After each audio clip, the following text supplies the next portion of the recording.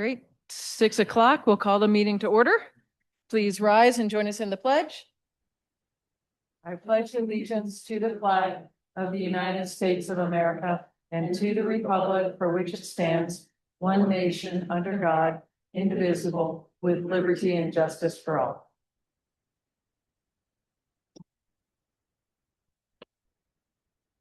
Great. Can we do roll call, please? Councilmember Larson, Yes. Councilmember Cassidy, Yes. Councilmember Dan Hahn. Let the record reflect that Councilmember Dan Hahn is absent. Councilmember Cox. Present. Councilmember Stubble. Present. Councilmember Josh Hahn. Yes. Mayor White. Present. You have a quorum. Great. Thank you. We get a moval to approve the agenda for our special city council meeting. Move to approve. And how about a second? Second. So moved by Councilmember Cox with a second by Councilmember Cassidy. Nope, nothing to change. There's only one item there. So call for the question. Councilmember Larson. Yes. Yes. Yes. Yes. Yes. Great. And that passes. Before diving into the new business, Lance, I think you just connected with Brian about his timing for showing up. Is that correct? That is. I told him in probably 45 minutes to an hour after the presentation we're going to give. Okay, because Councilmember Stubble just mentioned that it might be beneficial to amend that agenda, have him go first.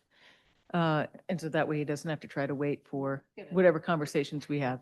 We can text him. Do you want him Yeah, to go we could do first? that. I mean, who knows how that will work, but yeah, he was just here and Lance suggested he head home because it would be a bit, so it'd be nice to give him that option to go first. What do you prefer, to have him go first or second? I think it'd be great to have him go first because the other stuff is internal for us. So whatever conversation length we have about it doesn't impact him. Okay, I'll send him a text right now. Thank you. You're welcome. Okay, so with that, our new business, the only item tonight, so award the Buena Vista Water and Roadway Service Improvement Project to Wilson Brothers Construction, Inc. in the amount of $6,610,915 as recommended by HDR Engineering, Inc. Get a motion in a second, please. Move to approve. Second. Oh, Moved by Councilmember Larson, seconded by, I heard Councilmember Cox first. And so Lance, if you give us the background on this, please. Yes, Mayor and Council, if you've read through this, you'll see that we're recommending Wilson Brothers Construction for the award. They were not the low bidder at the time of the read, but as far as going through the packet, the 5% in-state preference was not submitted. And so using the SRF requirements to have that considered, the low bidder would be Wilson Brothers Construction at the price on the agenda. Yeah, thank you. And I appreciate, I know that's a tricky situation for managing this, and I really appreciate the due diligence that was done on this to make sure we're dotting the i's and crossing the t's for it. And we want to be doing everything in the most proper way possible. So I know it was a bit awkward and time consuming, but thank you for going through those You're welcome. steps. Any questions for Lance? Councilmember Cassidy? Good evening, Lance. I just had a couple of questions that things in here I definitely don't know anything about. If you can be patient with me. So on page 3, we have a packet that says page 5, but I think in the original HDR it's page 3. It talks about the a potential protest. Are they correct? I mean, we're not gonna have to get into the legal components of this, but have you seen this before? Is this a common protest? With bidding, I mean, especially when there's apparent low bidders or things are close, I think that potentially there could be a protest, but I think it would be illegal, actual pursuing that in legal terms, not necessarily protesting to us. Like we went through SRF, we went through EPA, both of those saying to fund these projects and to move forward and receive the funding that we have eligible. We're essentially having to meet their requirements and their recommendations. And so this is the state being very much involved in this process, as well as them being involved with where the original funds came from. Because, I mean, as it's written, it kind of suggests that if any federal dollars involved at all, that it would trip over to being a valid line of argument there. And if that is true, if we find out at the end of this process that that is true, we can perhaps go forward and anticipate that into the future. Yeah, and I think at this point, we've been told that these SRF funds, it's a loan, Mhm. are not necessarily, it's not ARPA funds. It's not those original funds that came through. These are the loan funds that have recirculated throughout the state in these Right. programs. And so they're saying, no, that SRF is correct, and the state's saying we are going to continue to require this in our contracts. Okay. Can you explain what the alternate A is? Yes, this is the push route portion of the project, which we're working with them to, if this was a good price and it was within their funding, moving forward with this bid alternative. Regina and I were talking before the meeting and saying this is something that we believe we're going to do. We could come back at a later date, or we could amend that in now to award that alternate. It is a good price, and we have the funding, I believe, secured with push route to move that forward. And just to be clear, that funding comes from the Housing Authority Board and the push route, not from the city coffers. Then there was, I think, one other, just bear with me for a second.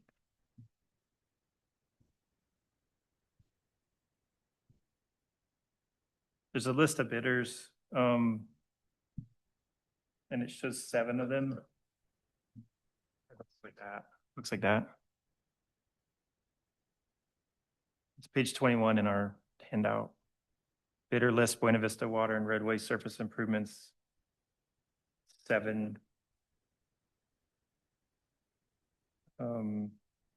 Looks like it might be in an addendum number 2.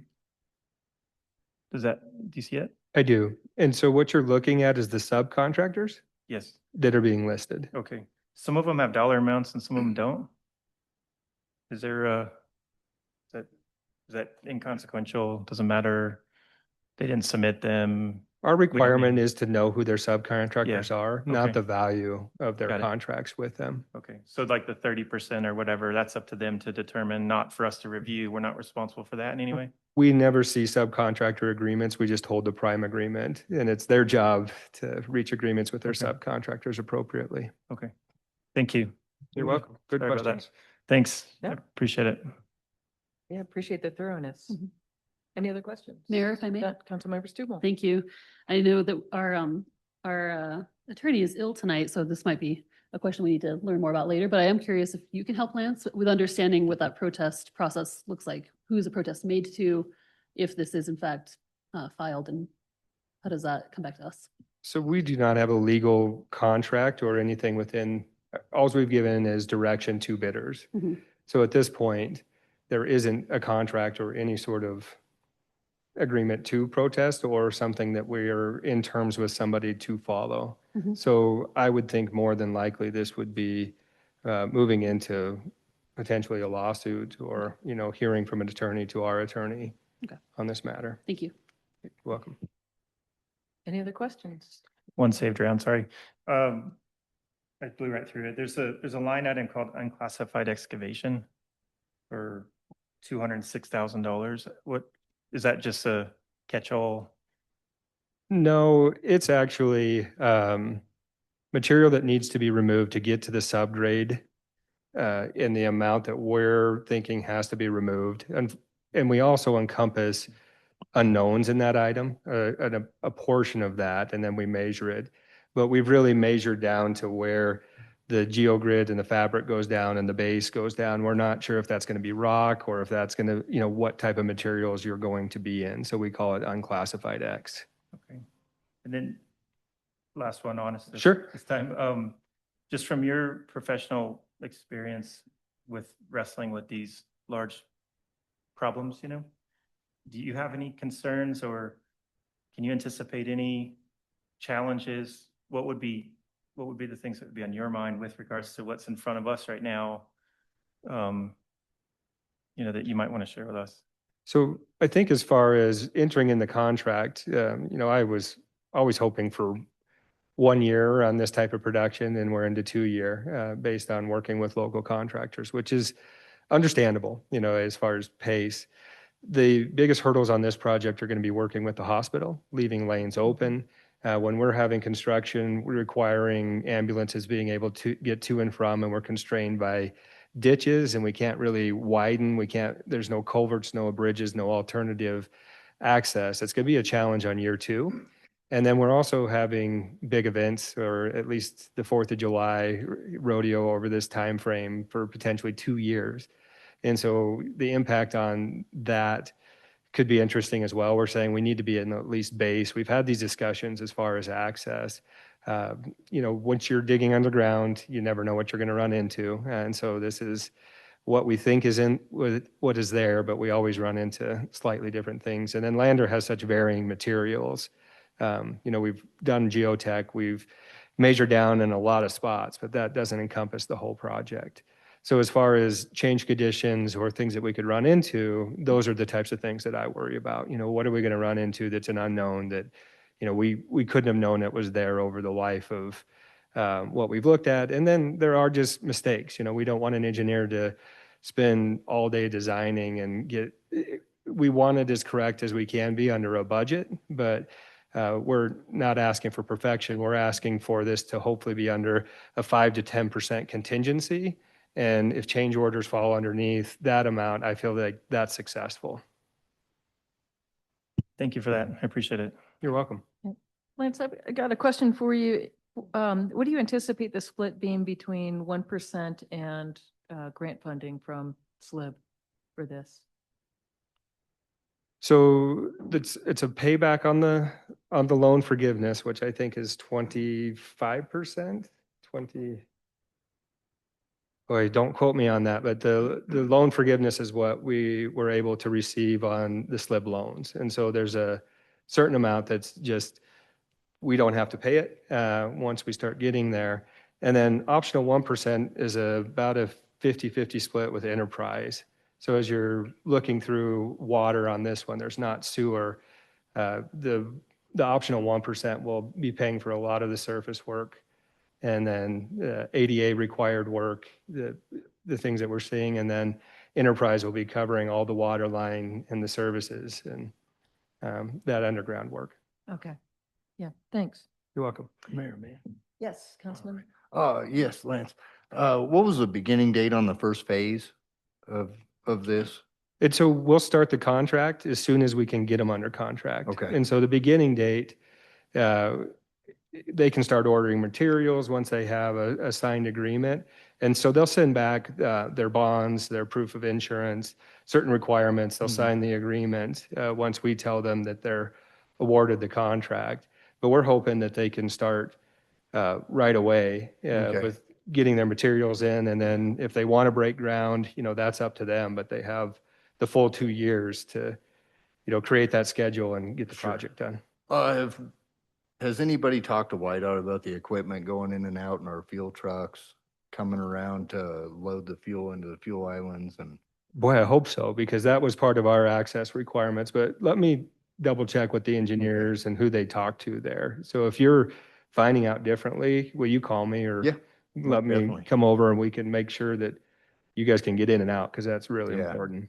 yeah, I think they got some projects going this summer, but I know our fuel truck, it's a big.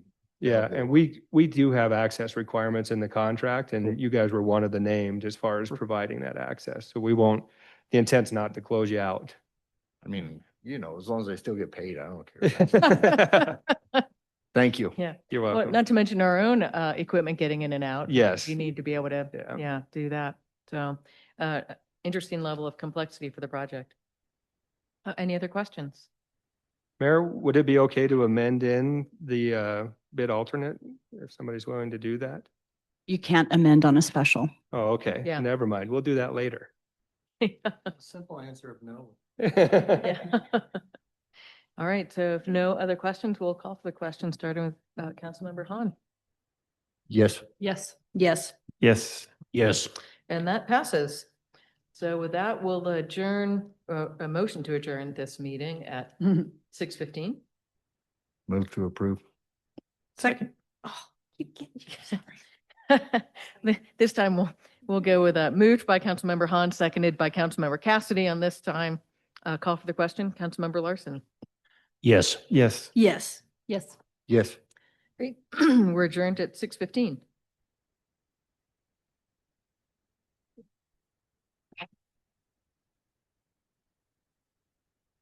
So moving on to our work session. We'll start with mayor and council updates. Councilmember Larson. Yes, thank you, Mayor. I just wanted to congratulate the boys swim team. Heck You yeah. know, 30 years consecutive wins is just unbelievable, and so way to go swimmers, way to go parents, way to go coaches. That's a group effort there. So that's all I've got. Thank you. All right. Great. Thank you. Councilmember Cassidy. Mayor, council staff, I just have a couple things for you. Starting off with sports, we had two of the Fremont hockey teams win state last weekend. I think three of the teams from the county won last year, and we have one in Laramie this weekend that's probably slated to win as well. So a good track record there. If you haven't had a chance, Tuesday last, I think, was the planning meeting. There was a really great, very valuable discussion that you might want to, if you have an opportunity, go back and run the tape on there. Some nuance was brought out that was important, I think, and was not clear. It was made clear, and it was very good. I think it'd be worthwhile to watch it. I don't know what time it is on the tape, but it was Chris Savon, I think is his last name, that he brought out some nuance that Okay. is going to be is currently, and I think will continue in the future to be a challenge for the city, the planning commission, and the council. So kudos to him and that team for doing that. And then the last thing for me is maybe a little bit more of a negative. So I had a couple of interactions with some folks that live here in town through my own personal business. I did not know that they knew I was on council. And it was a bit disappointing, for me. And I just wanted to bring it here because everybody here, is public facing in one way or another. I had a customer come in, we did our normal business work, and then at the very end, he said, "You got your work cut out for you." And it clicked that he knew I was here. And he started to talk about some topics, and then very early in the conversation, he said, "I have the worst neighbor in Lander." And I said, "Well, who's that?" And he said, "The city of Lander." And that really, it really affected me in the moment, whether he's right, whether he's wrong, whether it's very complex or simple, I have no idea, right? I wasn't privy to whatever that challenge was at the time. But if that's the first thing that comes out to me, that's somebody that sounds like to me that resolution hasn't been found with that particular person. Sometimes you can't do that, sometimes you can't come to a conclusion that folks accept, but I do feel perhaps that we owe folks a lot of grace and effort and respect. And I'm not saying at all that we don't do that the people here don't do that, but it was just a bit disappointing to get that, from a neighbor here in town, And then another one, which happened today with a different person. And this was a person who's got a longstanding concern about some things in town. And at a certain point in the conversation, there was a lot of just hopelessness that was being communicated to me. People don't answer my phone calls. People don't answer my emails. People don't respond to me. They won't meet with me. They won't, help me find some solution to this problem. And I don't know the entire history of that. There's a lot more context I'm not aware of. But that hopelessness on behalf of one of our community members was also a little bit troubling to me. I think at the end of the day, even if I can't agree with this topic or this person, they do deserve to be heard. If someone feels hopeless and unheard, then that's not a good place to be. So those are just two back-to-back things, that came in. And it was really difficult to hear both of those. Like, I'm not being heard. People won't address my concerns.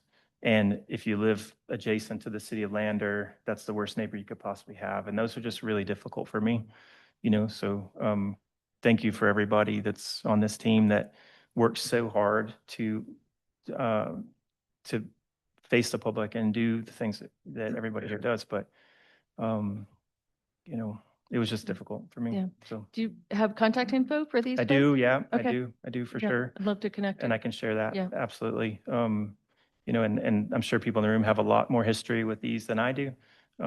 It just happened that we crossed paths in a business transaction, you know, so, and they came to me, so thank you. That's all for me. Yeah, thank you. And I'd love to let's follow up, get that contact info. Yes, ma'am. Yeah. Yeah, Councilmember Cox. Thank you. So just a couple of updates, specifically in reference to LIDA. They will be meeting tomorrow evening. They're talking about kind of what the future of how they impact Lander and what their services are to us. And that will be a very interesting conversation tomorrow evening. Basically, what they will be discussing is, are we valuable? Are we providing anything? If not, we're going to exit stage left. There's a couple, I have some hindrance to that.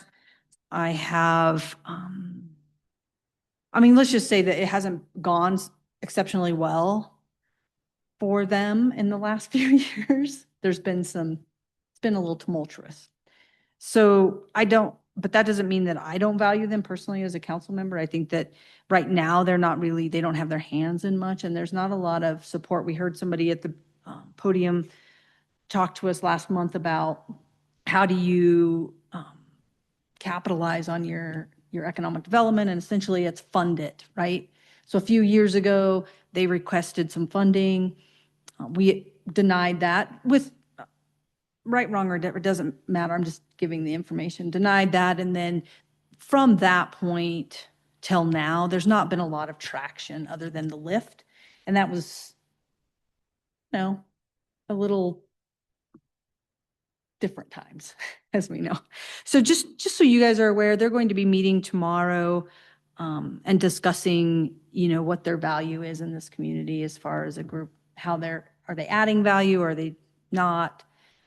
With that comes some, logistic issues, but things I'm certain would work out. Just FYI, so you guys are aware. The Chamber's welcomed a new director, a returning director, Brian Fable, who had been with them previously, and he did a great job. So it's nice to have him back as a member of our community. Another economic development, I think it is 1A regional basketball will be here this weekend. There will be games Thursday, Friday, and Saturday. I know one thing that I have acknowledged is the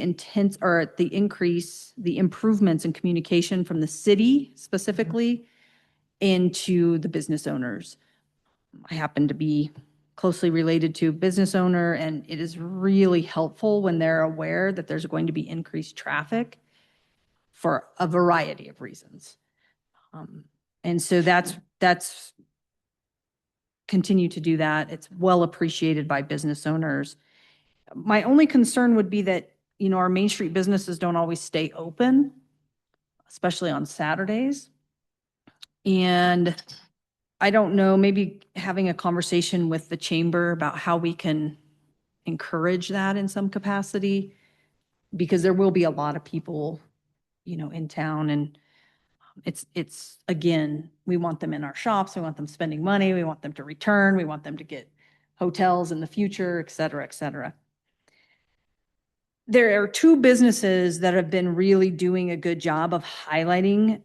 I want to highlight that is Push Route Brewery and the new indie bookstore.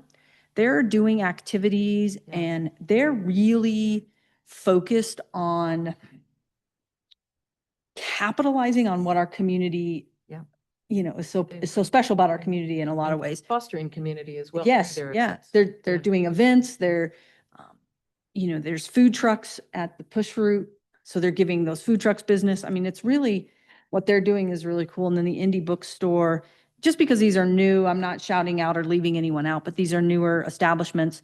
They're doing a book club where it's packed, and they're on their book club nights. They're doing chess. So if anybody likes chess, Thursday nights, well, at least once a month or every other week, they do chess, which I'm stoked about. Because fun fact, I love chess.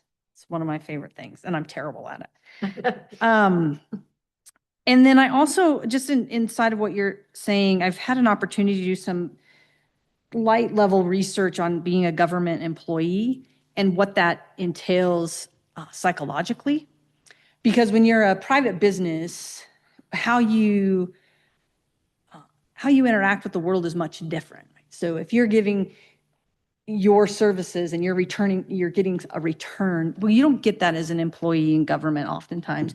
You give and you don't get a whole lot back, meaning you don't get told you do a good job ever. You do get told you do a bad job. The people that are happy don't come out in droves and be like, I am so pumped that you came to work an extra hour early for 25 years. I'm really excited about that because they don't know and they don't care. What they know is if you aren't there when they need you, or if you don't return one phone call, or if you, in the private sector, this isn't as relevant as it is in the public. And that is if you don't answer a phone call or an email, the first assumption is that you don't work. It's a phenomenon that has been a longstanding issue and is wrong. You might actually be on the other line, and then automatically you don't work. And the response, and I'm sure some of these people to the left will know, is I've been trying to get a hold of you forever. How come you haven't called me back? And you're like, yeah, I don't even have a missed call from you. Like, what do you mean? There's one call. So I think it's important to acknowledge that for me, that I am team the city of Lander, especially the employees, all the way. We will question, we will ask questions, those things will come out. We may be like, that doesn't make sense. But please know that from my perspective, and I'm sure it's everybody here, is that we are definitely pro-employee and appreciate the work that you're doing. I said it to the police department, and I'm going to say it to you folks that are here tonight about how much it is appreciated. It's a thankless job. Public sector is a thankless job. And I also want to acknowledge that the city of Lander has done a really good job, because I'm talking about economic development, on paying our folks and our people a reputable wage so that they can contribute to our local economy. And we had a room full of younger and older police officers here. They have families, they have spouses, they live in our community, and they contribute to our community. And I think that the heat we sometimes get is we pay people too much, or we do this, or we do that. But when you look at it and you talk about how to enhance your community, it starts here. And so I just want to acknowledge all of us here to thank you for really looking at that. And again, the work that you're doing, but also understand that we have to balance it too. There has to be some checks and balances, but again, just appreciate it. And that will come up as we discuss other things tonight. So that is all. Thank you. Councilmember Stubble. Thanks, Mayor, and thanks to my fellow councilmen and women so far for the thought-provoking comments you've made. I have a few things. One, I'll start with County Commissioner Jones wanted me to pass along the news that we've long talked about, matching up the traffic and handling traffic on Hillcrest as we cross city to county border. And there's been a completed traffic study, correct, from the county for that portion? That's right, before funding got tight. But he wanted me to announce that the county is indeed going to match our speed limit. Hillcrest will now be 25 miles an hour going forward, and they'll be putting up flashing speed signs to help make that more clear for the folks who need to change their patterns of traffic there. So awesome to the county. I think that feels like a good move for protecting the pedestrian use. It's really predominant on that road too. I came straight from tree board tonight, and so I want to say thank you and kudos Marcus Kroll, who we appointed last month-ish, showed up for the first meeting, and I'm really grateful to all our volunteers, as we all are, but nice to see new energy and ideas and professionalism coming in. We spent a lot of time with State Forestry, who had actually come this morning, 2 agents from State Forestry from Cheyenne, including then our Matt Emerson, who lives here. With staff, I think some volunteers maybe have gone out as well to City Park to start talking about the status of the trees, the health of the trees, and then more in depth, how do we inventory, how do we make an inventory, what are the tools available that State Forestry can help provide to us to produce a digitized inventory that can start to spit out reports about this number of hazards, this, here's your conditions, here's your tree diversity. So they ran through tonight a demonstration of their recommended platform called Tree Plotter that's being used across the state. Seem to have some pretty impressive capacities. That'll be a Kevin and staff decision, of course, but it seemed interesting. And State Forestry had offered to us that they have a program where you can, as you get used to this technology and want to understand the benefits to you before you sign the check, that State Forestry will allow us to use it for, I think, up to 2 years for free to get figured out if it's right for us or not before it becomes a decision about if that's something the staff want to adopt as a toolkit for, again, inventory assessments and then maybe, proactive management. They also detailed quite a bit about the opportunities for grants through State Forestry for both tree planting, program development, completing inventories, getting contractors or interns if you need them, and trainings as well. So really grateful to them for that amount of information. And they were very complimentary of tree board and our ordinance that we got passed. And they kept saying that we were being really proactive, and kudos to Lander. And so that was nice to hear too. So thanks to them. And then I am very pleased to report, while we sit with our championships, I have to laugh, sorry. I almost didn't do this. In Dillon Park, there is a bristlecone pine, which is the state champion bristlecone pine. Nice. Don't ask me any other questions about what that means. Lance, you can do that if you'd like. But that's all I know. It sounds like we have a pretty great tree up there. So I think Don Reynolds said he planted it, if I heard correctly. So thanks to our staff through the years. And on that note, I want to end with, actually not quite an end. Let me say this and then one last point. Kudos to Hunter. Could you pass this on to him? Councilman Cassidy and I met with a constituent a couple of weeks back now, which was a really productive and enjoyable meeting. And I always hope and wish that we have more of those. I know I can do better outreach to folks, in the city, but if anybody's listening on Zoom, please call. We'd love to talk to you. Lots of ideas came forward, some good information sharing back and forth. And at one point, this community member said, look, the ADA entrance to City Hall doesn't work very well. That button's not always actually triggering the door. So I shared that with Hunter. He swiftly, I think the next day, got out there and took a look at it and reported back that he thinks it's, in effect now and it's working. So thanks to Hunter for being so accountable and quick on that fix. Really appreciate that. And it's a good place to end, but I was thinking about what you said, Councilman Cox, about LEDA and reflecting on the fact that, LEDA is a standalone private organization that in part exists through their mission to serve as our EDO, but that's not their sole, as I read their mission, understand their work, not their sole mission at all. They have a broad mission, and a part of that is our ED, our Economic Development Organization. And they have a variety of partners. If they're at the point of this existential, what's our value to, I hope, Lander, not just City of Lander, and do we have a role going forward? I wonder if that's a conversation that would be suited to a work session here with us as well. I have huge trust in your reliability as being a liaison and moving information back and out, but that feels like such a, no, stop it. That feels like such a big conversation, tailored more maybe to, as an EDO, what does that role, what could that look like before they maybe make any ultimate choice? Yeah, if that choice actually is on that horizon, maybe soon, of disbanding as a private entity. I maybe ask if they want to have that conversation with us as our EDO, what can that role and responsibility look like differently? Yeah.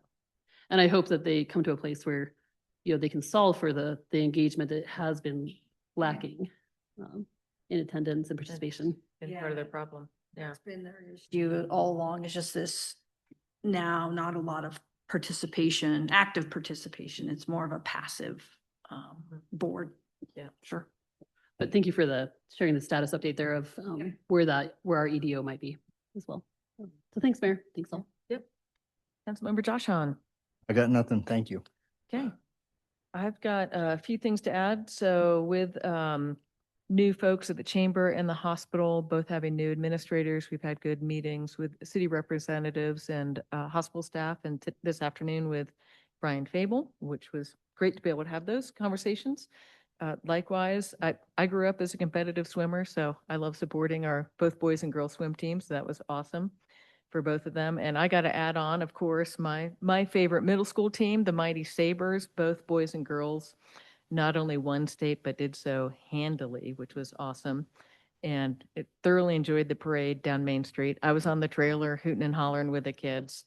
And you've not lived until you've been able to be on a trailer going down Main Street in a parade. And thanks to fire department for making not one, but two events happen on Saturday. So those folks put their whole Saturday evening into supporting our local teams. And that is one of the best Lander traditions ever. That's a hill I will die on right there. That's an awesome tradition.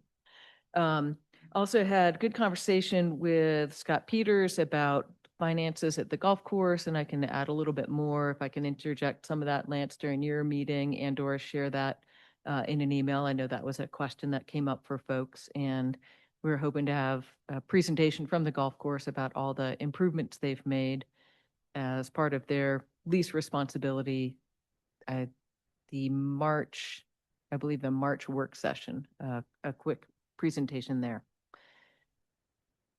Likewise, House Bill 107 has passed over to the Senate. So this is changing the distribution rate to the cities on the first 4 pennies. So if it continues with an additional 8% coming to local entities, so it's not a new tax, it's a redistribution of what the state gets versus local entities. For Lander, that would be about 426,000 annually. So not insubstantial for us. So interesting to keep that in mind. And then Lance, in your department, I love the new, not so new, I guess, flashing lights around the stop signs. And I go by the one on 3rd Street to Garfield heading northbound quite frequently. And I can't tell you how many times I've seen folks blow through the southbound. And I would strongly encourage a similar one being put there. In fact, today on my way here after lunch, I saw yet another vehicle just blow right through. So we might need to see a few more of those. And that's one location I would strongly recommend as getting one. Yeah, we can take a look at that intersection. We're also looking at some other intersections we might be putting 4-way or 3-way stops at, where people are having some issues on the 2-way stops or getting up to higher speeds than we want them to in certain areas. One of them being on Smith and Academic Way. And so we're putting out the new camera and device that we have. And we'll get back with recommendations, but we want to make sure we can support those changes with data. So Great. we'll look at that as well. Okay, thank you. You're welcome. And I believe that is it on my updates. We'll switch to staff now. Starting with Chief. Mayor, Council, thanks. Busy. We're busy. We're moving forward. If you don't know, the police department's actually presenting at the Chamber Lunch and Learn Friday. The beginning of building relationships with our community and our business owners on active shooter plans for them, what their safety plans are, what they have in place for safety plans, what they can expect to see from us when we appear, questions that we're going to ask them that we need to know from inside because we're not intimately involved inside of their operation. So this is a small step forward in starting to build the relationship and work with business owners. We've moved Officer Weathers to the new evidence technician. Dwayne Kaiser was taking care of that before, and I've voiced before that we were way behind with audits, and so Sean is extremely excited. We've got him signed up for some trainings to get some of that taken care of. We're working through probably close to 1,000 destruction orders that we're working through with the county attorney's office to get some evidence removed out of there. I mean, we have stuff probably from when Councilman Larson was in junior high still in our evidence. That's running into spatial issues for us. So we're focused on that. Rachel's absolutely hit the ground running, making tons of changes for us and processes and how we move forward. I have an all agency meeting tomorrow to discuss a lot of those changes with the staff of right now. There's no workflow is what we call it through our records management system where There's an audit trail of who entered the case, who approved the case, when did it move to records. There's no audit trail on who's releasing their cases to the county attorney, when it was released. And a lot of those things are extremely problematic when we start to look back on the history and the integrity of our cases and where they go. Rachel's been instrumental in all of that. She's actually a super Spillman user. She brought that with her, which gives her more permissions in records management than probably anybody in Fremont County. So she's helped a lot with that. We're putting a terminal back in our records part. We had a terminal many years ago. Ashley, I believe, was the last person that operated it.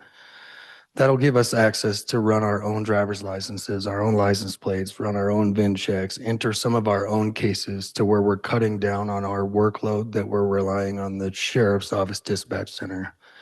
The way we're billed right now is based on how much we use them, CAD calls that they generate for us, things like that. So we're taking a lot of that back into our own circle to where we'll be able to do that and reduce the costs. Coming forward, probably for you guys, you'll start seeing some of the job descriptions one by one. A lot of our police job descriptions, especially the ranked ones, are extremely out of date. They've been there for a very long time. Thankfully, it's going to be nowhere near the uphill climb that policy was. I'll promise there will be one or two at a time, not 400 pages, but there's just a lot of old wording and structure and who's in charge of what and what it looks like that needs changed in the description. So we'll start piecemealing those to you one at a time. IT support, Rachel's very experienced in IT, has substantial IT knowledge. So we're researching other ways to help the city. Right now, our contract IT guy we have takes care of over 90 businesses in Fremont County, which is a lot. That's too much for one person in any entity.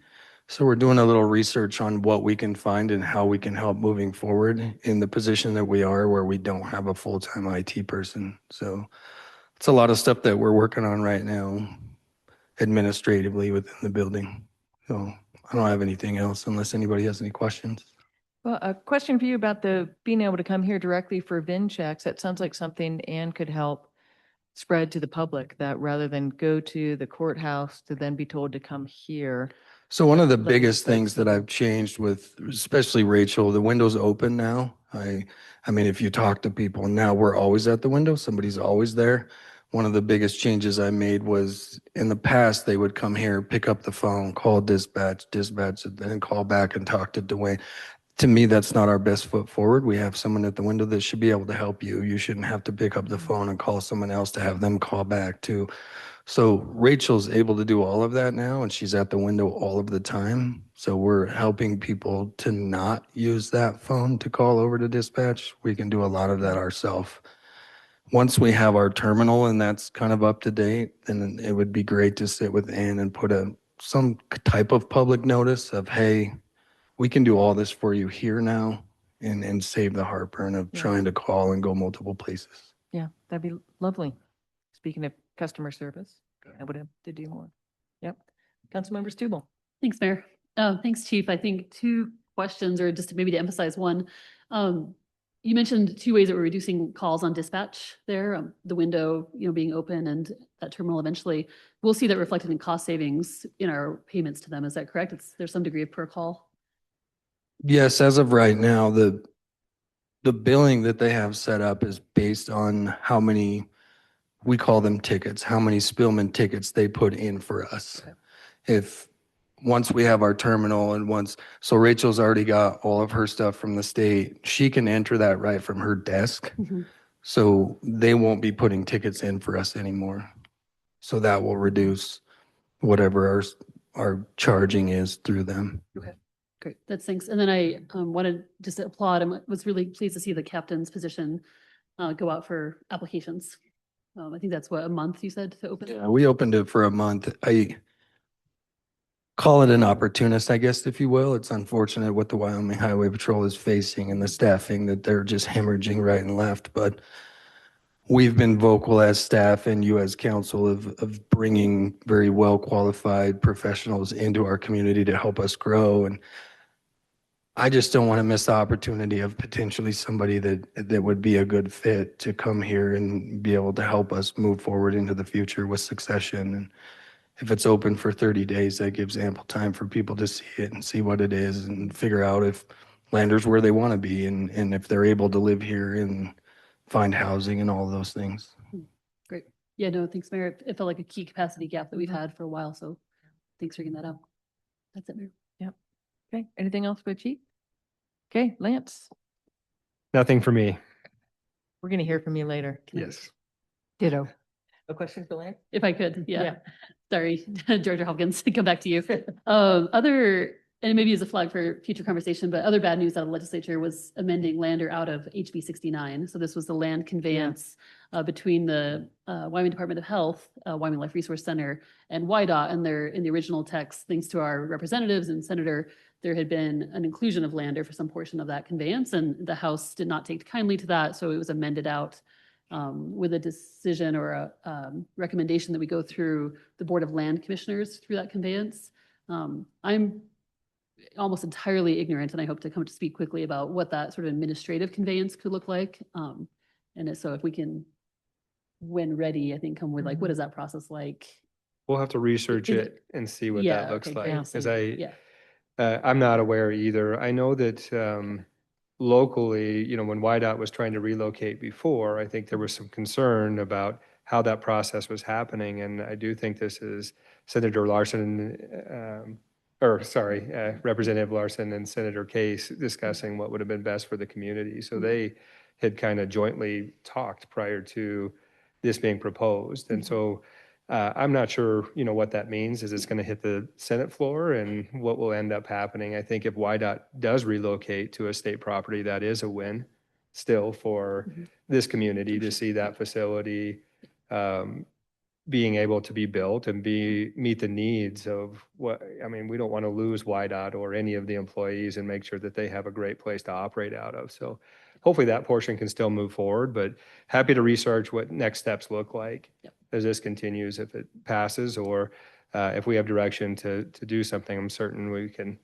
get some information and move forward. Yeah, great. Well, and Mayor, if I may, this may be more towards to you. Do we have any interest in trying to see if we can amend it back in on the Senate? And maybe no Yeah, comment for now, but let me put yeah. that idea out there. Uh, Um, So if you were to do that, what can the city do with the property? You can't build on it unless you sell it, right? So what would you do with 90 acres or whatever it was of property on the outskirts of town? The water goes to the end of, trying to think of the street. It's off of Dillon. So I guess if YDOT was to relocate out, it's going to need significant infrastructure, including a lift station and water. Mm-hmm. So at the time when infrastructure gets extended, this would be the time to extend the infrastructure far enough to meet those other properties and allow for growth and expansion to occur. I don't think the city has an affordable housing solution, but right now, putting water and sewer or roadway on state lease or license means that it could go away. Yeah. So I've never recommended that we install infrastructure city-owned on state property with the long-term unknown of if that could exist. So there needs to be some form of right-of-way dedication and then some sort of plan to move that forward. I think that would take a lot of discussion as to what affordable housing or what partnership could look like. If that's a developer coming in that does certain amounts of houses for people who need them, as introductory houses, or what that could look like. But right now, those properties don't exist. So if one did, that would start the discussion. Sure. Yeah, my thought was just if we did acquire the property as a city, how could we utilize that property? Unless you're selling it to somebody, you can't build on it as a city. So it seems kind of weird. Like that you know what I mean? That you'd be after 90 acres or whatever it was when the city can't build on it, you just have it. Yeah. So is that like an investment think- for selling that property? But, Which there- I don't know you can do because it's given to you by a state entity, right? For the purpose of developing housing, which could be through land trust, and there's conversations happening about what would that look like to develop a land trust and lander or public-private partnership. Regine has presented a proposal, a grant proposal for infrastructure that could be used for, as the city's partnership in a public-private partnership. There's things that we could do in terms of what level of development a developer would be required to do. For instance, personally, I would say we don't need more R1 homes in Lander, and say that it would have to be, say, R5 and proposed at a certain level of density. Or likewise making stipulations that a certain percent of the homes have to be rent restricted, or I should say dwellings. So there are ways that we could partner with a private entity in order to bring housing.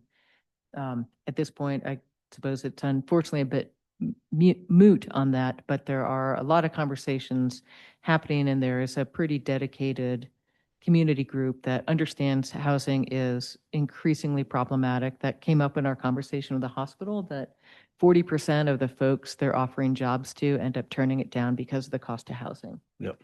Which is, to me, a pretty staggering amount. We know it's affecting schools and other businesses here. Mhm. So, Yeah, we have the same problem where I'm working. It's not the amount of housing that's available, it's the That's right. cost, you Right. know, and that's what's right. getting us. But yeah, I totally understand. I was just trying to figure out how we could Yeah. best What does utilize, that look like? yes, a property Yep. like that. Yeah, Thank you. a great question. Okay, speaking of Regine, I have nothing. Kristen.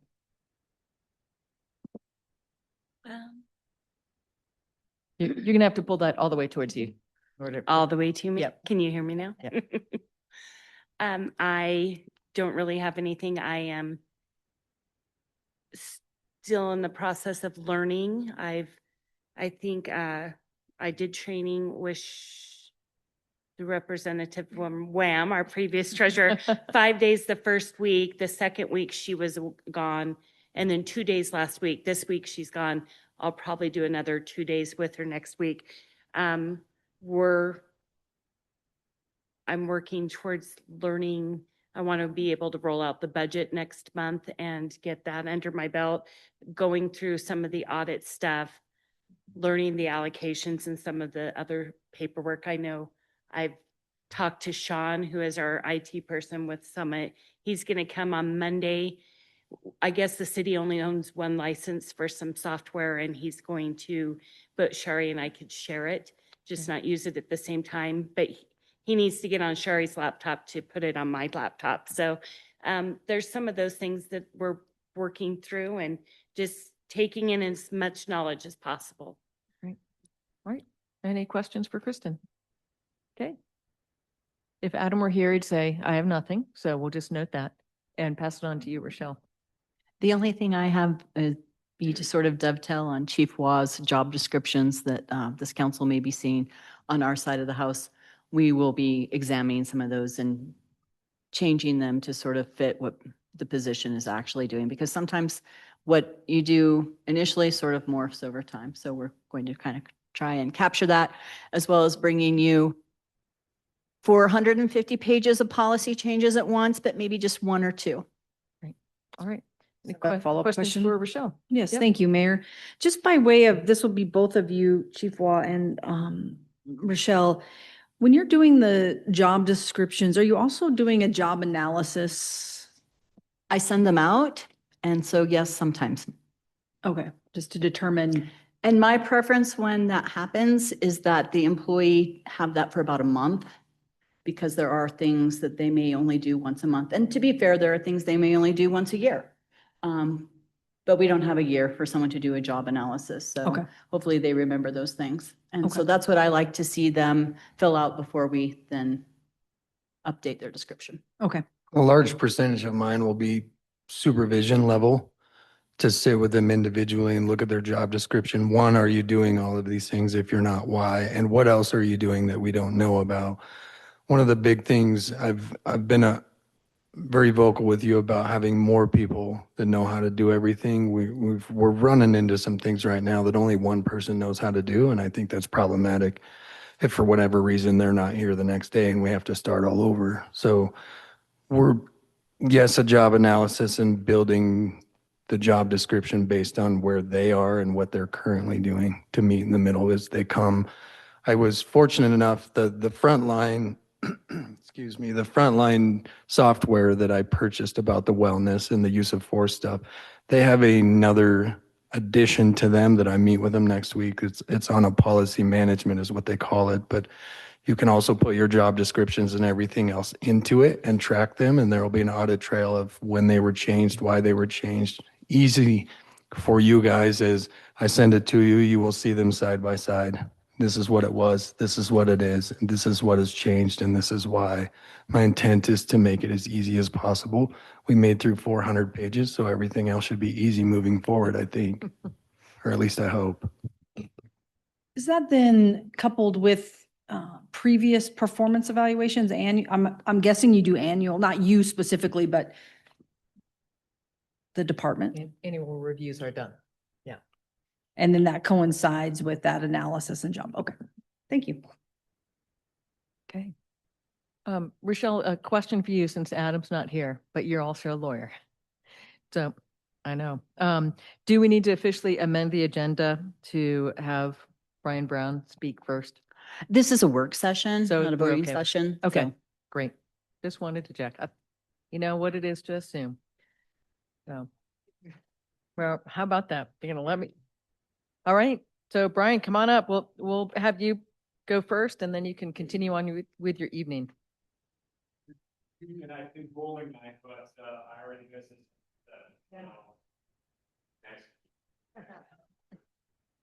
I bowled an 89 once.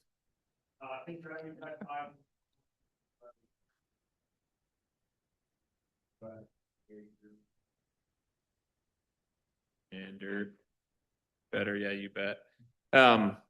Again, thanks for having me. I did drop off copies of the audit last week or 2 weeks ago now, so you guys could all take a look at it. There were a couple minor changes. I know Christy got some pages out, and I think everybody got those updated. So hopefully everybody's got the most recent packet and we're able to look at things.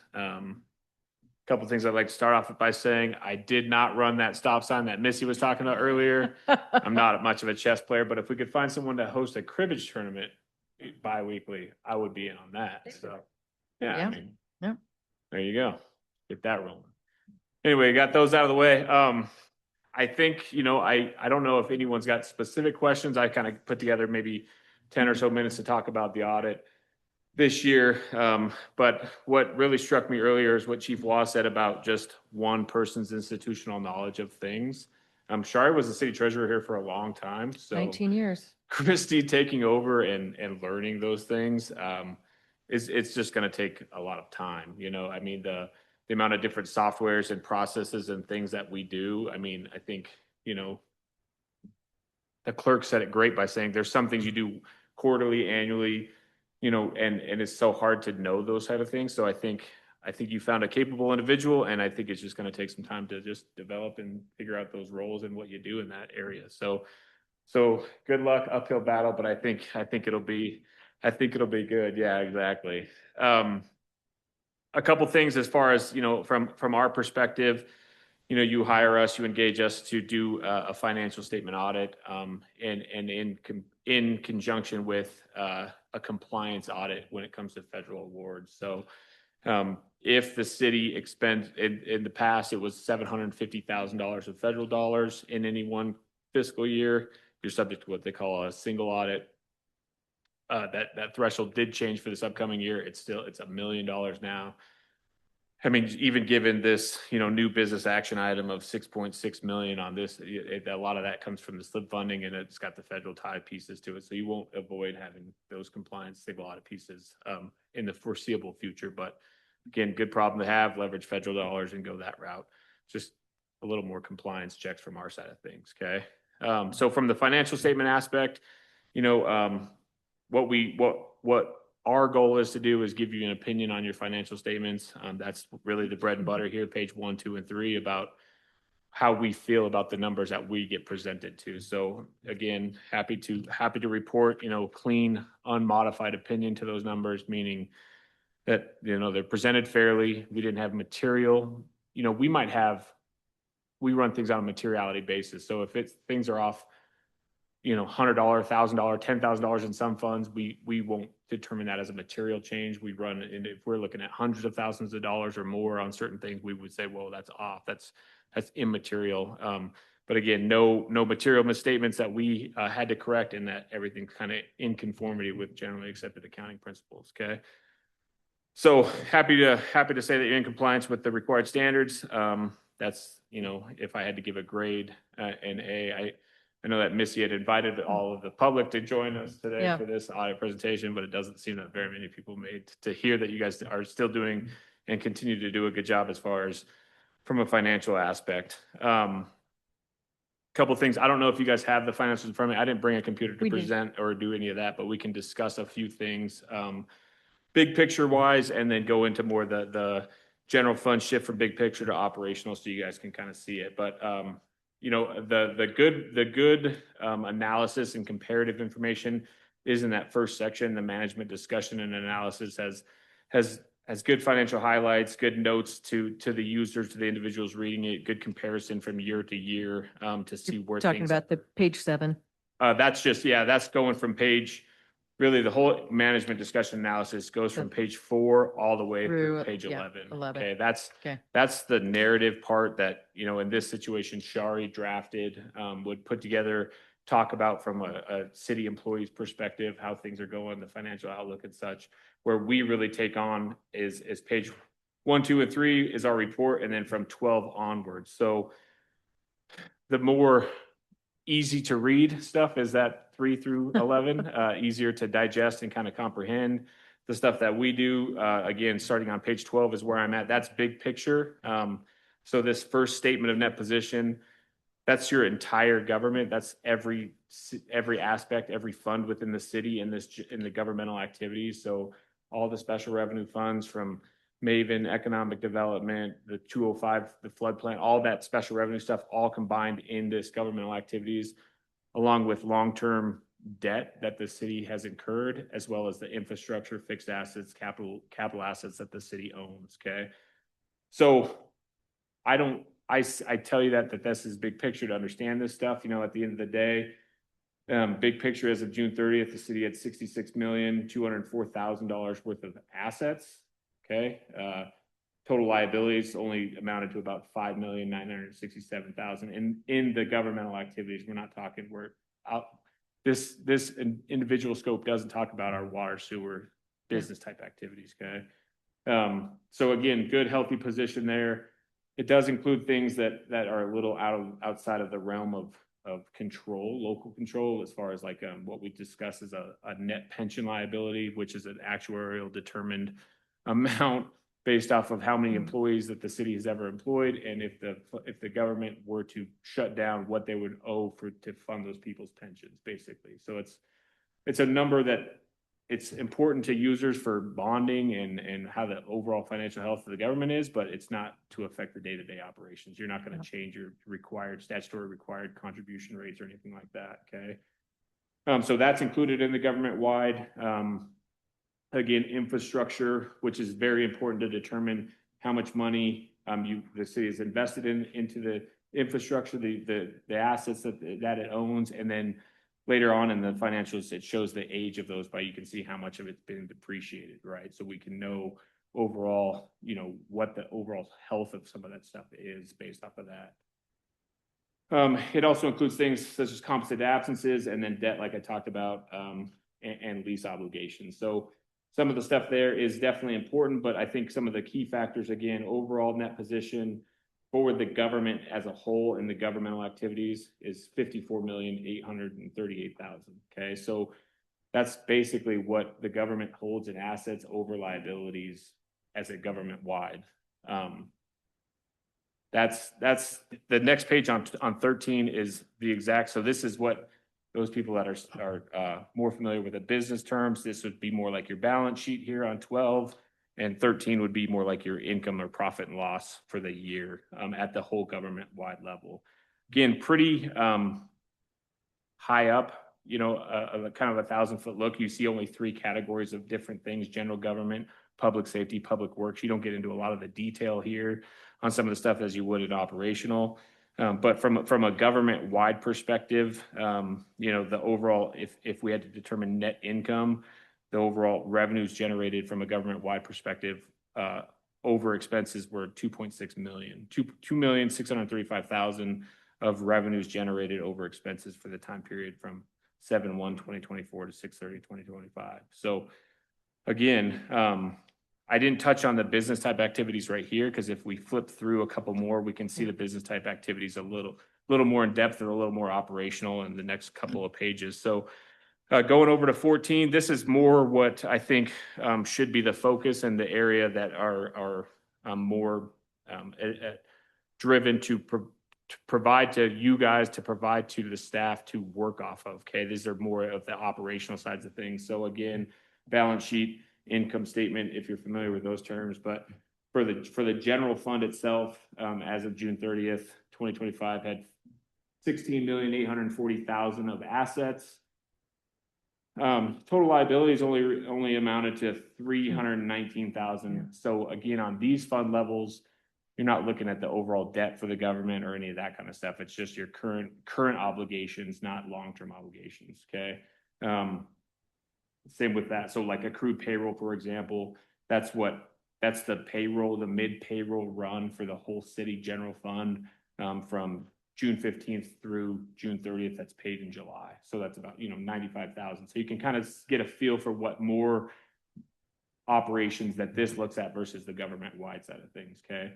So those bills, like in the liability section that we're talking about, 223,000 of bills that are due that have been incurred prior to June 30th, paid after June 30th. Okay. But the big picture here really is to look at that fund balance situation. That's where those designated funds, that cash balance that we have up above, 16,840,000 worth of assets. Here's the designation between those. Okay. So of that 16 million, 8.3 million of it has been generated and it's sitting for, you know, the optional 1 cent sales tax money that's been there. Down below, you got some assignments. There's more details of this in the notes. I'm not going to get into all the details. You guys probably all know about it, but it talks about the assignment that the council has put aside for future retirees and future equipment replacement. Between those two, that's about 1.8 million in those ones. And then the unrestricted part, that's what, you know, you really could spend money on, the things that you decide as a city government to do. That's $5.6 million right there. Okay. So those areas for the general fund are very key to kind of know where you sit economically at the end of the day. Okay. On the other side of things, special revenue, that again, we have a detailed schedule. That special revenue is made up of 8 or 10 funds that from everything from the, you know, Maven, flood, that kind of stuff. That's spelled out later on down here, but you can kind of see some of the detail that involves as well. Okay. Going over a little bit more, just over to the income statement side, I'm on page 15. This is, you can see what the general government's revenues collected for the time period, what they spent money on for the time period, and what their overall performance was between that. Okay. So, you know, majority lion's share of the revenue for City of Lander surely comes through taxes, 7.4 million. You know, overall good investment earnings for the time period, $612,000 of earnings on the investment stuff.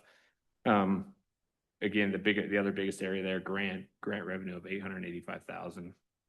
Okay, that's total revenues for 9.7 million for the time period. Again, kind of a structure that you don't get a lot of the detail here, but you can see the categories a little bit more. General government, which includes, you know, all the employees aside from these other ones, is the way that I would like to explain that. So it's not the streets, it's not the police department, it's not anyone working for the airport, those kind of things. It's everybody else is all kind of grouped and lump sum together. That cost the government 1.8 million for the time period. That's everything, salaries, benefits, all the stuff kind of combined. Okay. Public safety was almost $3 million, 2.96. Public works, 1.57. And then the capital outlay is what the government spent on equipment and upgrades and so on and so forth of about $1 million, almost 1.1 million in the general fund side of things. Okay. So some of those numbers don't correspond to some of the grant funding that you got and some of the other stuff because it really went to water sewer projects in areas that are outside of the general government side of things. Okay. But that being said, the big takeaway here, in my opinion, is really that end number. So, you know, we had revenues in excess of expenditures for the time period of about $2.2 million. So able to increase reserves and able to do that for one time period, 1 year of that big increase is great. It really is. It's fiscally responsible, you know? So, I don't know if you guys have questions, you're free to ask those directly, but I would go through one more thing just for the water sewer side of things if you want to. That's the next piece is the piece below that, and this one just kind of reconcile back. If you had any questions on it or wondering what the difference between the government, the full big picture versus more operational, this is where we had the differences between those two.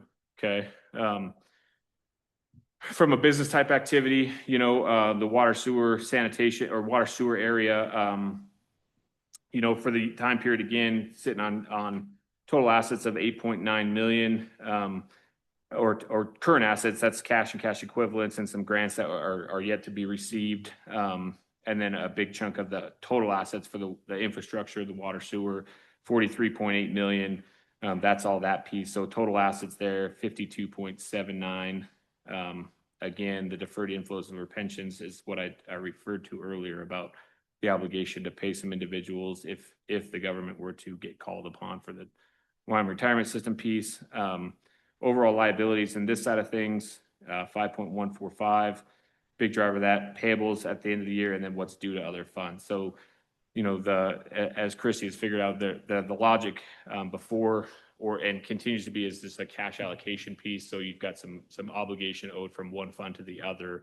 That's what that due to other funds is about, the $2.8 million. Okay.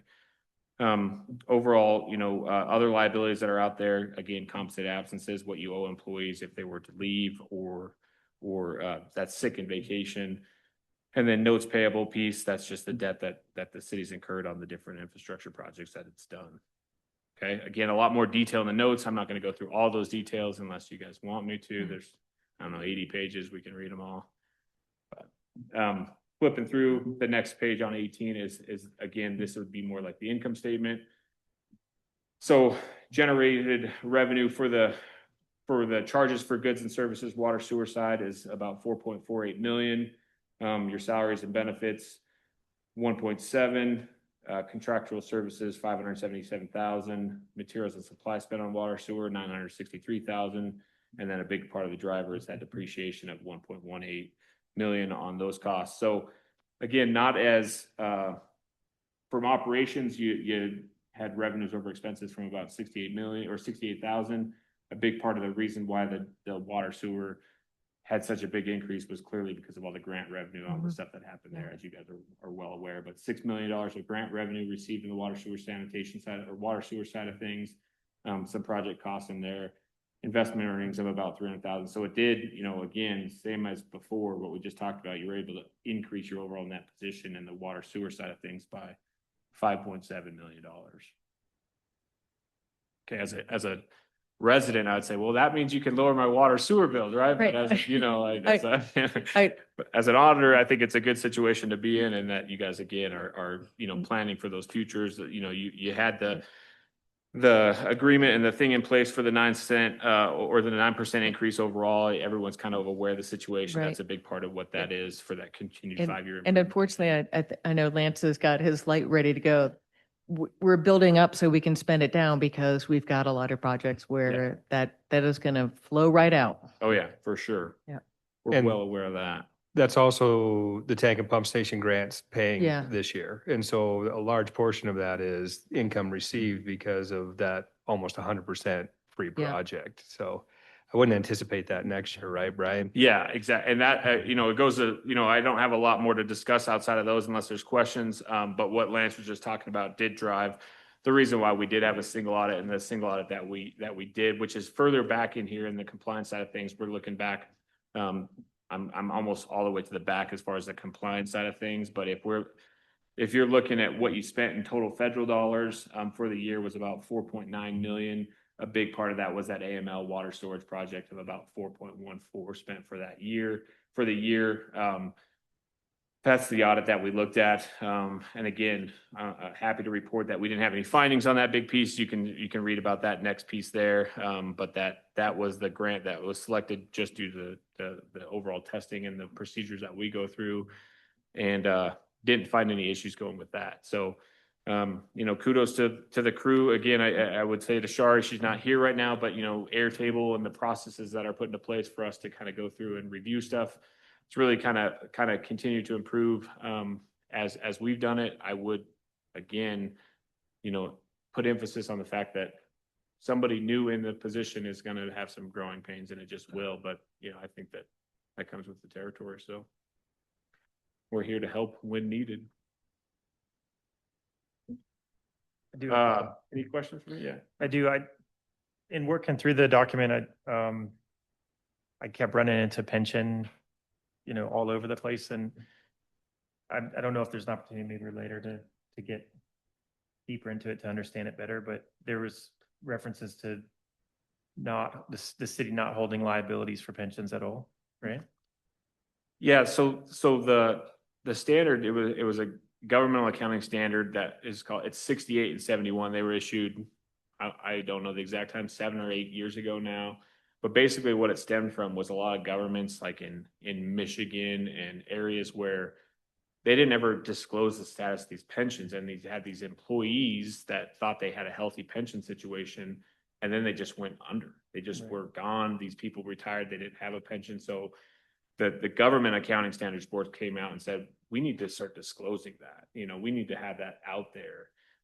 If you were to look at the balance sheet for the United States government, they don't include the debt for Social Security. So it's like, well, what's going on here? Like, why don't we have what this really is? But that's a standard that set forth for governments to really pull that obligation. Why I bring it up is because there's no statutory determination that says, hey, Lander, you're responsible for this $2 million. You have to pay this right now. Like, there's no call on that situation, but it's just a better look to saying, hey, our government, and in these notes, it talks about how much of that pension has been funded on some of these schedules. So like Wyoming retirement's pension status or overall like a percentage of being funded, I can tell you based off of this note. I don't have that number like right off the top of my head, but it's basically on some of these back schedules on the status of those pensions. It's funded at about 98% essentially, or excuse me, 82%. So as a government, that's I don't have those statistics right in front of me, but I would venture to say probably top 10% in the nation as far as how it's funded at 82%. Seeing that, that's pretty healthy. Yeah. But the city doesn't hold pension funds in reserve to pay that out in requirements. But there was I think it was on page 14, it talked about like $411,000 that was assigned by the council.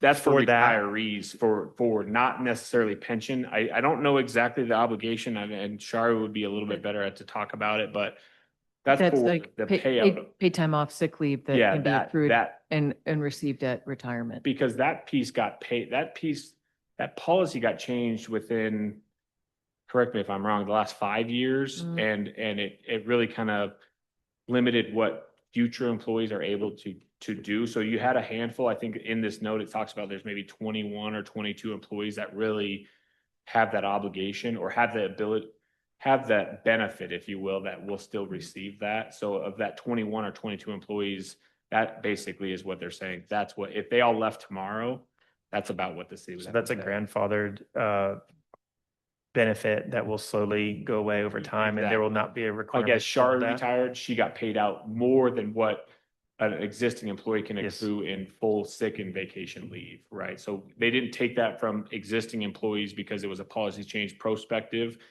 They didn't feel like it was the best idea, and it really wouldn't have been fair to say like, hey, you built up 600 hours or whatever it is, we're just going to strip you of that And then it also didn't make the Right. obligation for them to say, I'm going to pay it all out right away. And so that liability is entirely funded currently, right?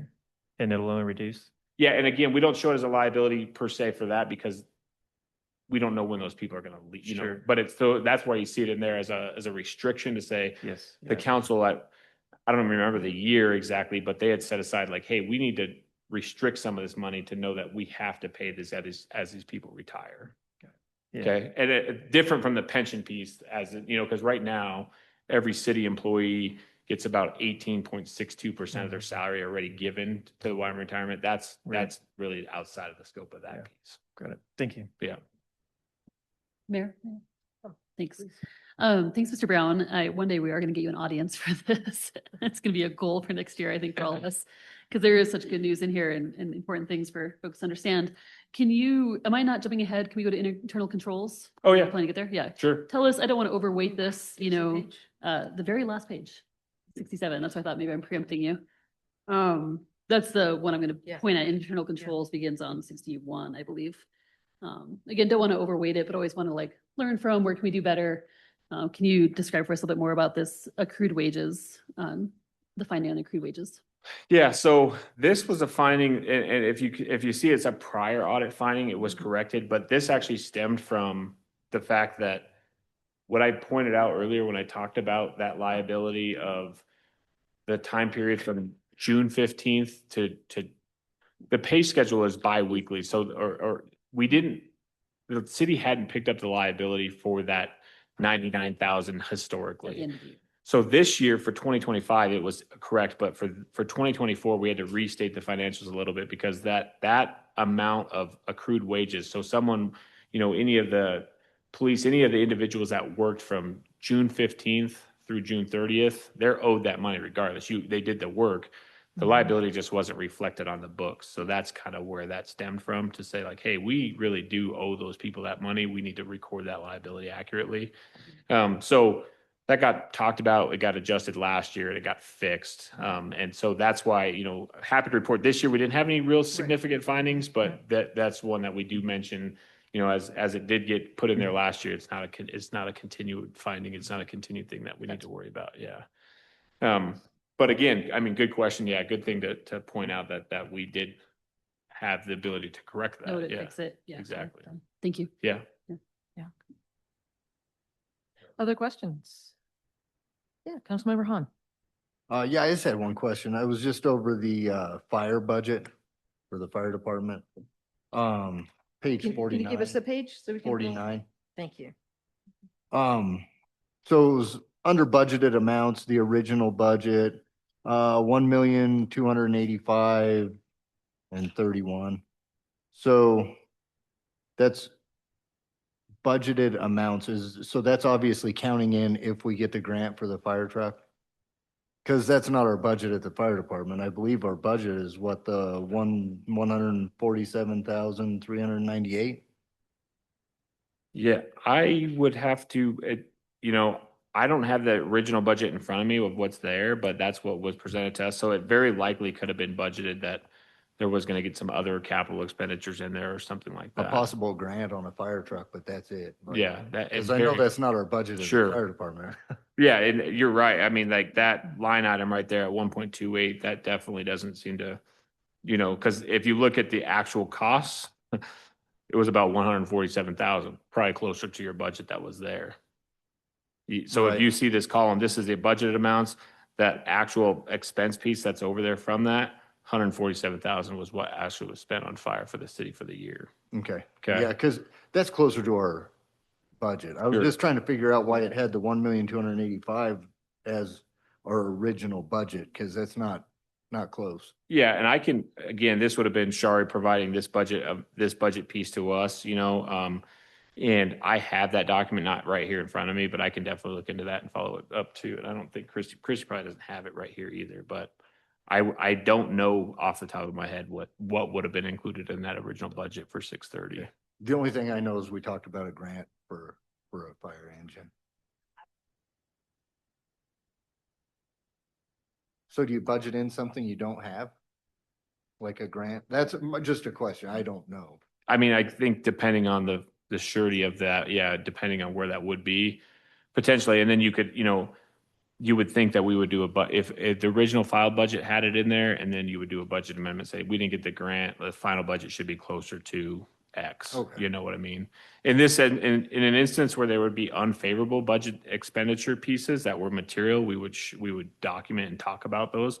You can see like in that situation, it was strongly favorable, right? In this financial, but again, that is a good question. It could very likely be that it was budgeted for something like that. Okay. All right. Thank you. Other questions? Okay. Going once? Going twice? Okay, thank you very much. Yeah, thanks, guys. Much appreciated. Yeah, you bet.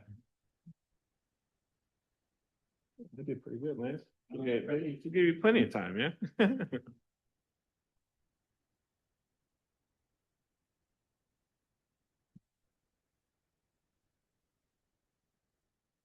Yeah, now Lance will tell us how that $6 million is going to get spent really quickly on water. Well, it's been built up knowing for all of these projects, certain amount is going to be 1% enterprise, et cetera. And then the SLIB funding. So piecing those things together.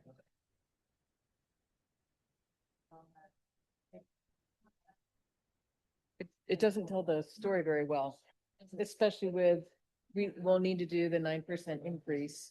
And folks are saying, why the heck do you need to do that when you've got this? Yeah. Yeah. I guess the good news is we can understand that and explain it to folks, but yeah, yeah, that's.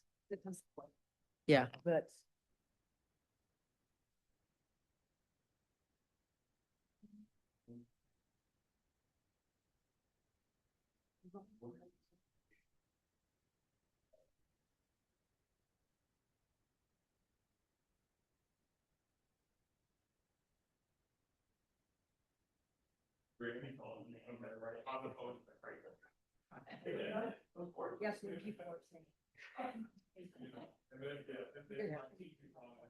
It's not. Yeah. What would you? Right. Yeah.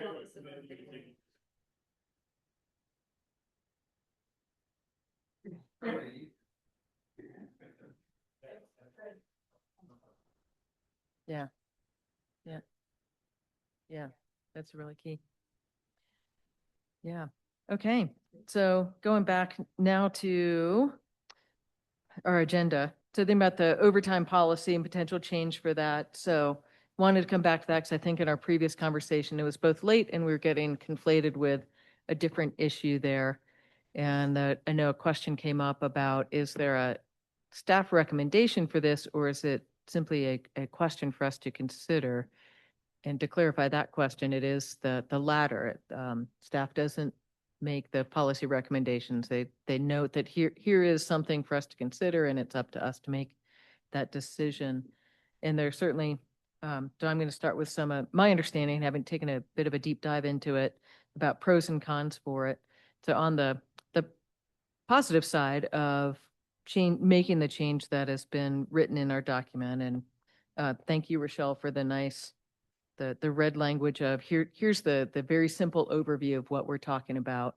And then following is how it would be explained in the employee manual if it were adopted. So the biggest thing is, or one of the things is, it aligns with federal policy, which has a number of benefits in and of itself. For me personally, so I want to own this as my own value here, to me that it shows that we are better stewards, again, noting that our funding source for our employees is public dollars. And so this provides a tighter management system and better alignment with the federal policy. It also allows us to, in the recording of payroll and how hours are allocated, it can be fully automated. If we continue with our current policy, it's going to have a manual component. And of course, anytime it's manual, there's opportunity for human error despite best effort for that. And then for me, a last important positive for this is this system, if adopted, would provide, I would call it, better transparency, and it would preclude someone from trying to game the system. which could be conceivably be done, meaning that if a major event were anticipated for later in the work week, currently someone could take paid time off or sick leave, knowing they were going to work a bunch of hours later in the week and then get overtime because of that.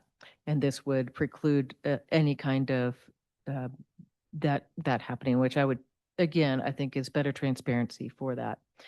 That's not to say it's all positive. There are potential impacts to our employees, and Rochelle can give a little more detail about some of this on the civil side of the house based on the 2025 numbers. And I know Councilmember Cox, you were hoping to get longer latitude for that. And to have gotten numbers 4 or 5 years back would have been a pretty extensive process. So that was not done. But for 2025, a significant amount of overtime would still be paid. And I want to say it was over $100,000, Rochelle, for that, of what would still be paid because we had water main breaks, snow events, et cetera, those kinds of things that they do it. If we just look at the last calendar year, which is the year we have the numbers for, on the non-law enforcement side, there was around $137,000 paid to employees in overtime. $116,000 would still have been paid even with this change. Yeah. Water breaks So- happen. Yeah. SCADA So, systems fail. yeah. And so that leaves about 20,000 would be in this discretionary pool that would, in 2025, would have gone away. I'm going to hazard a guess that in this fiscal year, because we've had a milder winter, temperatures aren't as bad, we haven't had that many water main breaks, we haven't had the major snow events that are those major drivers of the overtime. So we'll see how that turns out. But that does mean that does have an impact to staff for that. An interesting, I would say actually benefit that came from this, and Lance and I spoke about this earlier today, is that it also showed there's probably some workflow scheduling that could be better done. There are certain employees, for the most awesome reason of they love their job and they want to do it right and they're willing to put in the extra hours, but they are putting in consistently extra hours and recognizing that's a work-life balance that can be better mitigated through supervision and scheduling types of things. But yeah, how great that we have folks wanting to work extra because they have great pride in their job. That's awesome. I do though recognize that it does have a financial impact on our employees, and to me, a proposal I would put a pin in and ask you all to think about is because this potentially decreases take-home wages for some of our staff, that we one thing we could do is say increase the HRA funding from 1,000 to 1,500. Likewise, knowing medical costs have gone up, and that could be a way to. We realize this is changing for you, and we want to still respect the work you're doing and try to make you a little more whole. That's something that would come up in the budget meeting for that. Chief noted in the last discussion that there's a higher financial impact on the PD side, and there's also opportunity to make up that through external grant funding for that. So that's my high level overview. And at this point, I'll open it up to questions either to Rochelle or to the chief and Councilmember Hahn. Yeah. I haven't really read into how the retirement system works with the city. Are you guys top highest paid 3 years is what your retirement's based off of? I believe it's top 5. Top 5? Is that correct, Rochelle? It depends on whether or not you're a tier 1 or tier 2 employee. So if Okay. you're tier 1, it's top 3. If you're tier 2, it's top 5. Same state, yeah. Okay. Same as state. And I'm not, I So- think it's the same for law enforcement, but I'm not 100% sure. So I'd work Top every 5. minute overtime I could and take advantage of the system if that was the case, because it's going to affect your end game. So I think paying attention to who and how much overtime is being taken would be an efficient way to run the system properly without somebody taking advantage of, Agreed. an endless overtime Right. work session, Right. Right. Agreed. And I think this, Yes. as mentioned, that was one of the things that's noted that I don't think there were malintentions of that, but No, I recognizing. mean, if you're busy, you're busy. But Yeah. Yep. And again, when there are the extraordinary events, work's got to happen. Even at 2 a.m, folks are out Correct. taking care of those things. So yeah, agreed. So other questions, comments about it? You know, I have a lot of thoughts about it. I'd like to actually, when I look at the impact on the employee, I think could be significant. I think it's also a significant cost to the city. It's a hard balance for me a little bit. It's not as black and white. I like that we're moving towards, the no holiday, vacation sick or whatever, that makes sense. And the 171, right, hour versus the 160, that makes sense to me. I just would really like to know specifically as it relates to folks that are getting the overtime, is it because they want to, or is it because that's who is in line for it, if that makes sense? So it's like the call comes and so always responds. Even now, when we make these changes, maybe we could reflect that in some kind of employee shout out or something, somehow, those that are responding, even though they're not getting the compensation that they once were. The other thing I guess I can't wrap my head around still is when we're looking at potentially saving some money through the overtime correction in our policy, have we been looking at workforce in general at a larger scale? Like, do we have too many employees? Do we not have enough employees?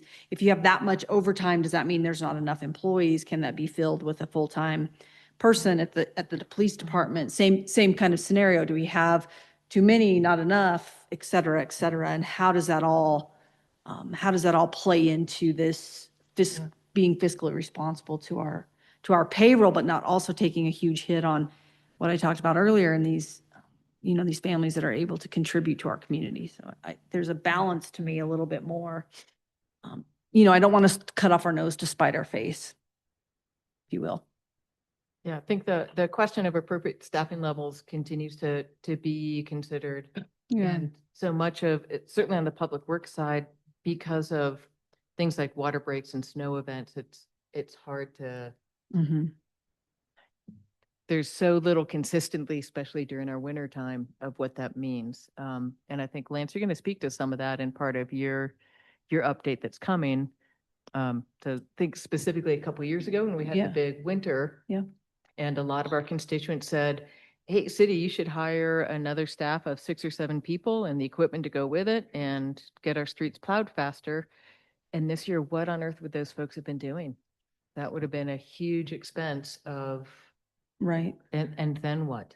Well, let me ask this question too. So when we make this change, it will significantly impact the police, more significantly financially impact the police department than it would others, or no? Less? No, the opposite. Okay. It would more significantly impact the civil side than the police department for one main reason. With the amount of federal traffic grant that we're afforded every year by the state, these guys can easily make up that.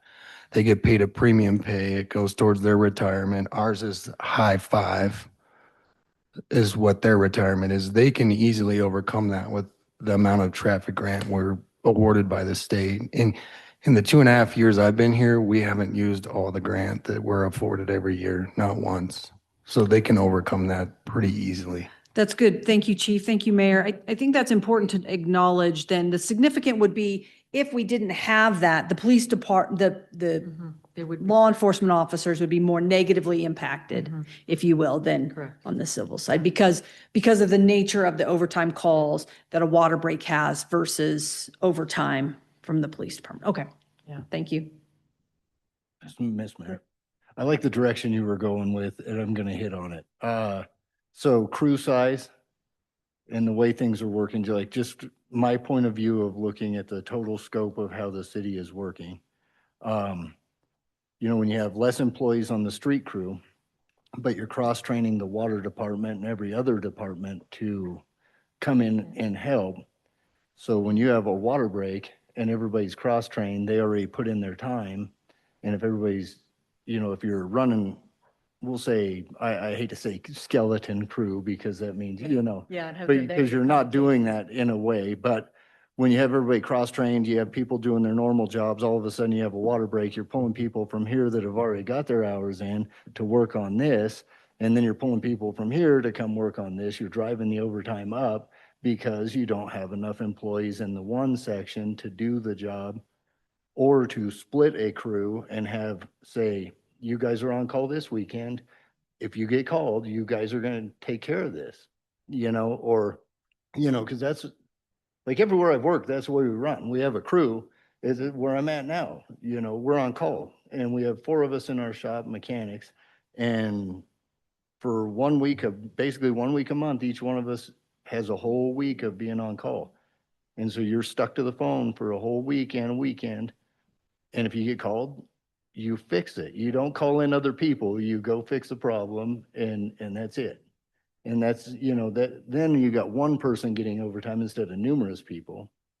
That I kind of like, I liked where you were touching with that. This is kind of off topic a little bit. Does the state then compensate you for overtime pay if you're on call? Yes, On call. you do get, and they got a thing, you get $1 an hour to hold the phone, so I mean, you make, $140 for holding the phone all weekend, it's a week and a weekend.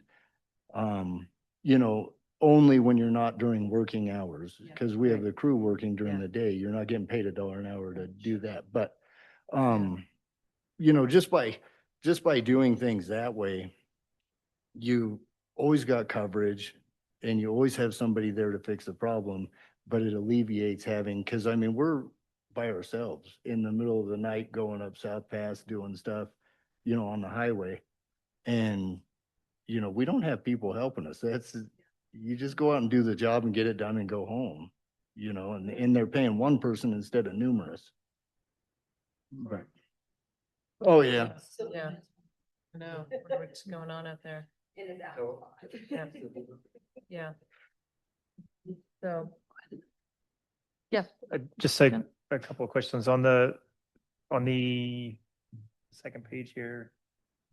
We have those current guidelines and then we have the red draft policy to replace that. Has that been discussed inside of the departments, and it's been pressure tested and have gotten feedback? And what's the feedback in general on the draft? So aligning to federal policy and these changes we've You discussed. may not have seen the draft, but you've talked to your Yeah. department about potentially what that would look like. Well, the initial is a little bit of a kickback because we're taking the luxury away. The one valid point that's made is on a monthly pay cycle like we are. If I have someone that takes the first week of the month off on vacation, and then we end up at the end of the month where someone's hurt and or sick, trying to get someone to come in and cover that overtime shift is going to be hard because they're not going to get paid overtime. They're just going to buy back their vacation. Is the main comment back.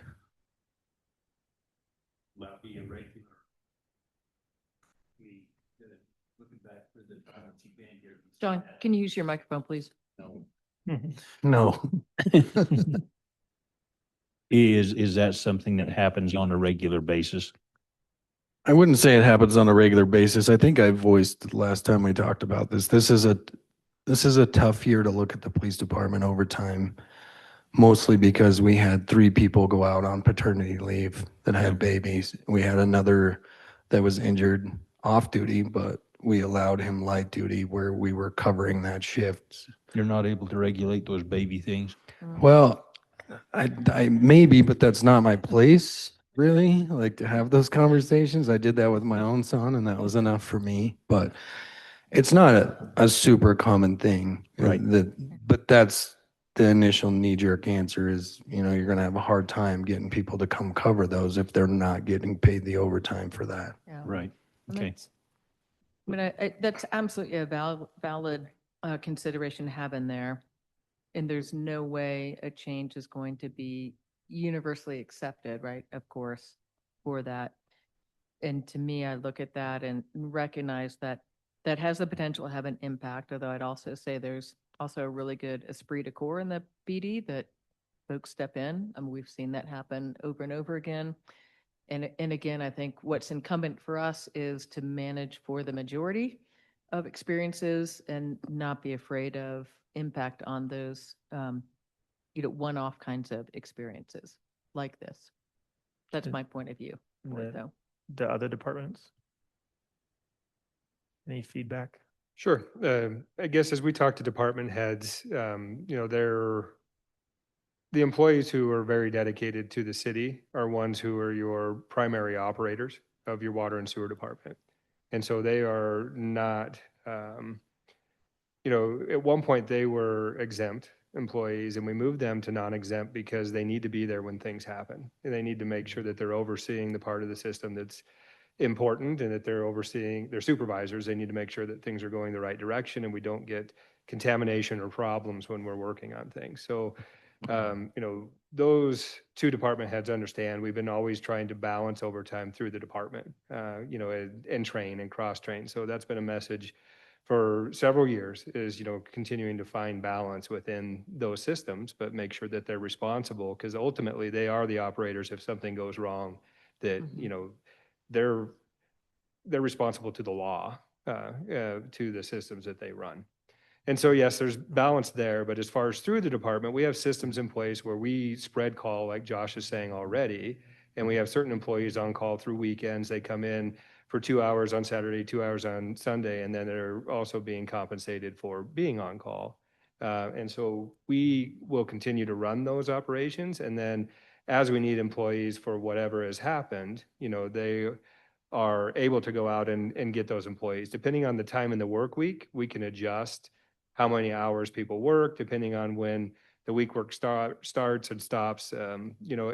That's all good. I think what this really, in my mind, ends is probably the vulnerability aspect to being able to mark down that I was on vacation all week if I'm an employee, and then also work all week, and then turn around and have a huge paycheck. Like at the end of you leaving, if you didn't meet the retirement grounds, that's the same way of receiving all your benefits. I mean, there's huge vulnerability in not adjusting the policy into something that's responsible. And you have responsible employees that I don't think would do that.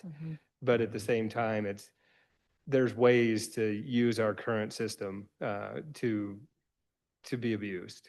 And so I think that they understand that when it's explained appropriately to them and why we need to cover up those vulnerabilities. But as far as calling them out or asking them to work extra, they deserve time and a half and their pay deserves to be reflected at those times. So when we make those calls and we're asking them to do more, that's great that they're happy to show up and do those things. And I don't think that will change. There's not a lot of additional, we're talking about a small dollar amount in public works here Sure. that we're really looking at. And then as far as assessing full-time employees, I've always done the $100,000 mark. That's a full-time employee at a minimum pay with benefits to get them on. And we're still talking overtime significantly less than that. So it doesn't make sense to add bodies in our balance when we have so little overtime. And when we're talking about needing to call 4 or 5 people out together in the middle of the night to be able to perform an operation, you can't equate that to one person. So I don't think that, from my analysis, we're not talking about adding bodies or that adding a benefit to what we do. Yeah, I mean, the line of my thought process on the document is, and from the previous discussion is that, I think aligning to federal policy is appropriate and good. I think husbanding your resources is appropriate and good, and that those are things that we should do. I tied to that very closely for me, though, is that there is a blind spot in this room somewhere that we don't see, perhaps, that somebody who understands the methodology of the pay system in a way that we don't understand, and it's going to have a negative incentive to it that we don't see, we don't recognize. And the change that you're making is not a 1-degree rudder steer. It's a very large rudder steer that cannot or probably will not be turned backwards. So if our methodology and our pay is incentivizing X behavior that we appreciate, and we see it have a blind spot, and we make a change, we're going to incentivize a different behavior that perhaps we aren't anticipating. So if we can scratch at that, dig at that, maybe understand that, ask people who aren't in the room how they would adapt to these, what their opinions might be, how it would impact them, those kinds of questions, that might uncover some of those potentially, right? Maybe there's blind spots that we don't see and we're like, oh man, I didn't recognize that this change would incentivize a behavior that I don't want to have. And that's all, that's the line that I'm following, is to make sure that we're getting the activity, behavior, et cetera, that we want through the methodology, that we want to change. And I'm for it. I just assume there's a blind spot in me for sure. And then, perhaps in the room as well. So. One other service we do offer on weekends is burial services. And so, if somebody takes a vacation day and then we ask them to work on Saturday, that could be one of these blind spots that you're talking about. So, we're asking the employee to come in to provide a service, and then we're not going to compensate them on that Saturday to give that up for time and a half. So there are some consequences, and we can have further discussion with department heads, but we may have to limit some of our services to not offer Saturday or Sunday, and be fair to those employees at that point to work a standard work week instead of us asking them to provide service on other days. Because for me, one of the unintended consequences that would be probably the most impactful and would be a blind spot that nobody probably could anticipate would we have tight cohesion and esprit de corps in your unit or your organization. You make a rudder steer that's large, people take some time to onboard that into their mind, and then they lose that cohesion. They feel like they're still getting paid, they're still making a wage, et cetera, but they don't feel valued perhaps, or they feel valued less, even though that might not materially be true, but they do feel that way. And then they take their foot off the accelerator a little bit, and because they don't feel valued. And that's not something that we want to trade dollars for at all. Like, we do not want to trade a small bucket of dollars to lose cohesion, work ethic, esprit de corps, value, added value that you can't put a number on. If we burn $20,000, I think it was, something like that, For the non-law enforcement side, the Yeah, law yeah. enforcement side this year was more like 78. Okay, yeah, so if you, and this is an entirely subjective thing I'm stepping into, right? And it would be hard to define, right? But, what dollar amount are you allowed, would you want to recapture and then pay through organizational cohesion, right? And that's a very, very fuzzy thing to kind of calculate, and probably can't get a right answer to it, but it's an unintended consequence, that you don't want people walking away from the highway patrol. And that's not the problem we're dealing with, of course, but you don't want that down the road in the future. And that's, to me, really my only path.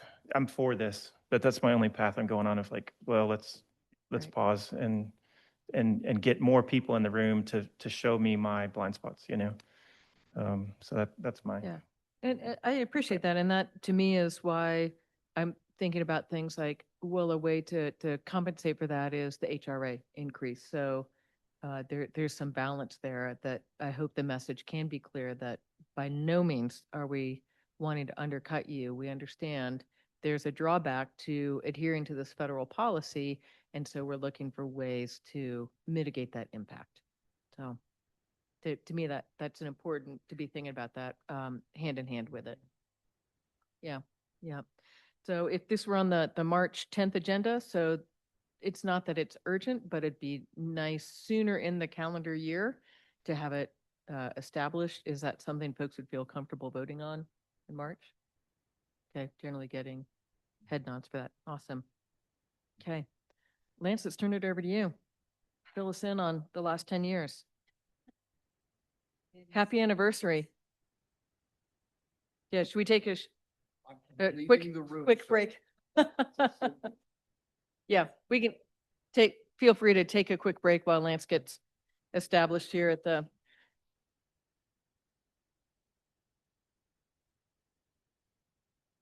Josh?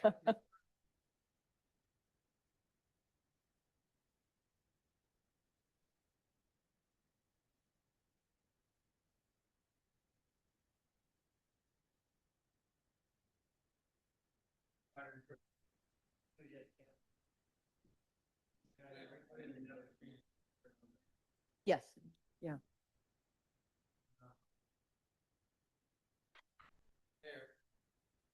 Yeah.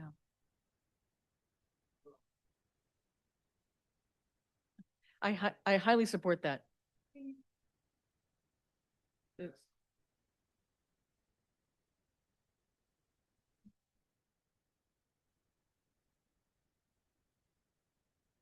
Spire Drive.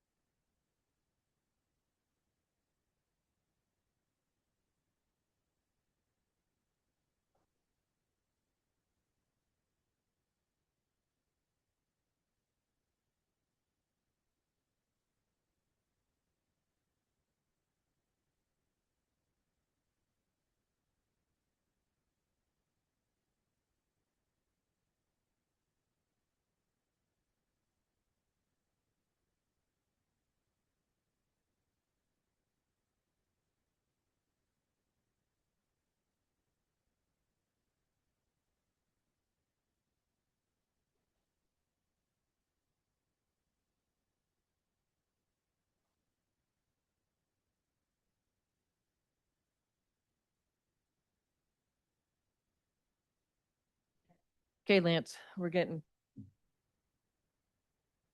I'm ready. okay. The first few minutes of this is a strategic plan update. And every year we go over the strategic plan. And then we always say we're going to be better at updating you guys, and we never are. So here you go. Now we're good at updating you on the strategic plan. This is right off of Stacker Airtable. This is something that it's easy for us to track. Not very many of us get in and look at our strategic plan task every day, but we do a staff retreat every fall and look at that. And then I looked at it again for tonight's meeting. So basically, when we started this process in 2022, council came up with 92 tasks that we needed to do to accomplish those things. We've already completed 43 of those, and we have 31 active tasks. Now, some have been deleted or canceled because funding didn't come through or priorities changed or something. But this is just the overall look at our goals and projects according to our Stacker and Airtable access. So I put some data in your shared drive. I put in the actual strategic plan. So if you have questions on that, go ahead and give us a question and we'll talk about it. But remember, we had 3 pillars. One was strengthening operational excellence. One was maintaining our physical plant and our services that we're giving our public. The other one was investing in quality of life. So everything you see in the ongoing task and the completed task spreadsheet in your drive refers to one of these pillars. Does it fit in pillar 1, 2, or 3? If it didn't fit, then we should have a discussion on why it's on our task list, right? So just want to let you know that that is in your shared drive. Come and talk to me if you have questions at any time in that shared drive. Again, we did have a 2025 staff retreat. These are the kind of concerns that we identified as staff, and they mirror very closely the tasks that are at hand. The succession plan for eligible retirement, we talk about that every year. Who's leaving, who's staying, who's going. Preview job descriptions, we talked about that tonight. Pursue a charter ordinance in accordance with our final desires for professionalism in our staff. That's something that's been on there since the very first strategic plan. You called it keeper of the keys, right? Who's the keeper of the keys? Well, we'd like to codify that in a charter ordinance, and we're not very far on that. Update the employee handbook. We're working on that. Adopt a code of ethics for elected officials, and along with that, complete the code, update the employee handbook, right, for professionalism, and then adopt a code of ethics for elected officials' professionalism. Those are two things that are on the list. We talk every year about how we're going to make our changes for Title 3, 4, and 5, and very rarely get them done. You did do a Title 3 Stage 1 this year. Title 2 happily is on its way, but 4 and 5 is zoning and 5 is design specs. So we really need to get those things changed and codified, updated for what we do now, and the staff is concerned in that. We needed to complete facilities optimization planning. We hired heirs to do a facilities plan. We now have the very final draft of that plan, but it hasn't been presented to council so that we can adopt it. And then basically, we just want to identify best practices to cover all of our missing and desired functions that the city provides. Do we, and this is where you talked earlier even, do we have enough services for IT, legal, graphic design, recreation programming, facilities management, security? So just know that staff talks about this when we're talking amongst ourselves about, are we optimizing everything we do? Should those be contract positions? Should they be paid positions? Should they be special services? Should they be grant services? We talk about those things, and we need to maintain those best practices. So that's what the staff identified as concerns, things to carry forward from our 2025 assessment. I do want to mention, and it was interesting that Brian was talking about our grant benefits. Lance is doing a 10-year look at the infrastructure in the ground. I wanted to give you a 10-year look at the benefits that we've gotten from grants. The grants and donations received, know these numbers are going to be different than Brian's because this is a 10-year look back, right? So 39,682,000 and some change in grants were put in the ground as infrastructure, right? We got more grants than that, but this is what we logged in as infrastructure improvements. It doesn't include grants for programs for consumable products like $7,000 of FIBAR for our parks and recreations. It doesn't include things where we are getting grants for running a service like our Sinks Canyon Camp, right? So it's just the grants that we put in the ground, and that's the best way I can describe that. Also remember, during the ARPA phases, we did get an ARPA revenue of $1.48 million. That has been set aside in a fund, and it's been set aside for flood prevention. So Shari every year gives you, excuse me, an accounting of where those funds are spent. We use it to match our Corps of Engineers data, designs that they do for us, and just a few other things. That's still sitting out there, but it is grant or donations received that were a benefit to the city. So pretty amazing. This is where, if you were going to put them in categories, this is where those donation and grants came in at, right? We did get COVID money for PD equipment, body cams, electronic ticketing, all that was COVID money, and the city hall remodel. So there's a number there for that. Senior center improvements, that's one of our facilities, one of our assets. We've put in improvements there. Streets and safe routes, those are when we always talk about TAP grants. We put $1.9 million of grant money in our infrastructure on the ground. We did have a chamber building really early on. That was about 2017. We just bought a back truck with some MRG money. Jefferson Street rehabilitation was an urban planning or urban systems that came from YDOT. We put in $1.4 million of infrastructure in Jefferson Street in front of the middle school and also in the sidewalks from Blue Ridge into town. So that's what that money was for. The Maven project. Everybody talks about Maven as a $6 million building, but know that $4 million of that was a grant and donation from the actual beneficiary.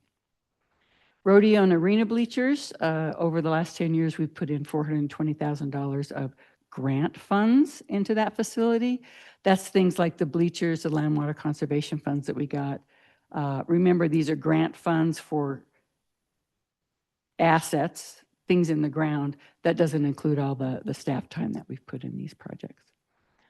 Airport, phenomenal. FAA pays for 90% of all of our airport, and the state pays for another 6%. So we're only paying 4% of our airport improvements. $8.8 million over the last 10 years of improvements up there. 2 parkland acquisitions for $1 million. Sewer projects, these are a lot of the SRF loans, including the lagoon lining and the infiltration projects, $4.4 million in sewer projects.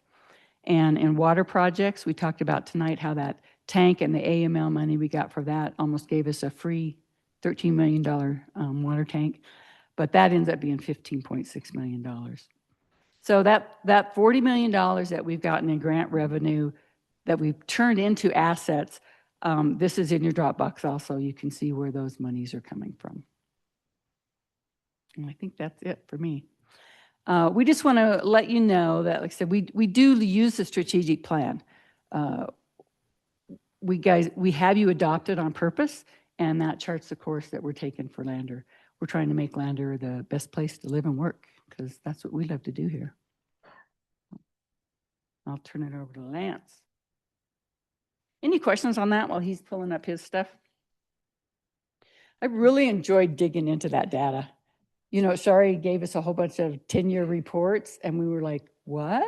What? You see it, but when you put it on paper and numbers, it really pops. Yeah, I mean, to me, it's just striking the dependence, maybe that's the right word, but how fortunate we are to have these outside funding sources, because I can't imagine what our water bill would be if we didn't have these things. I mean, again, to have done the tank would have been a $3,000 bill for every tap holder.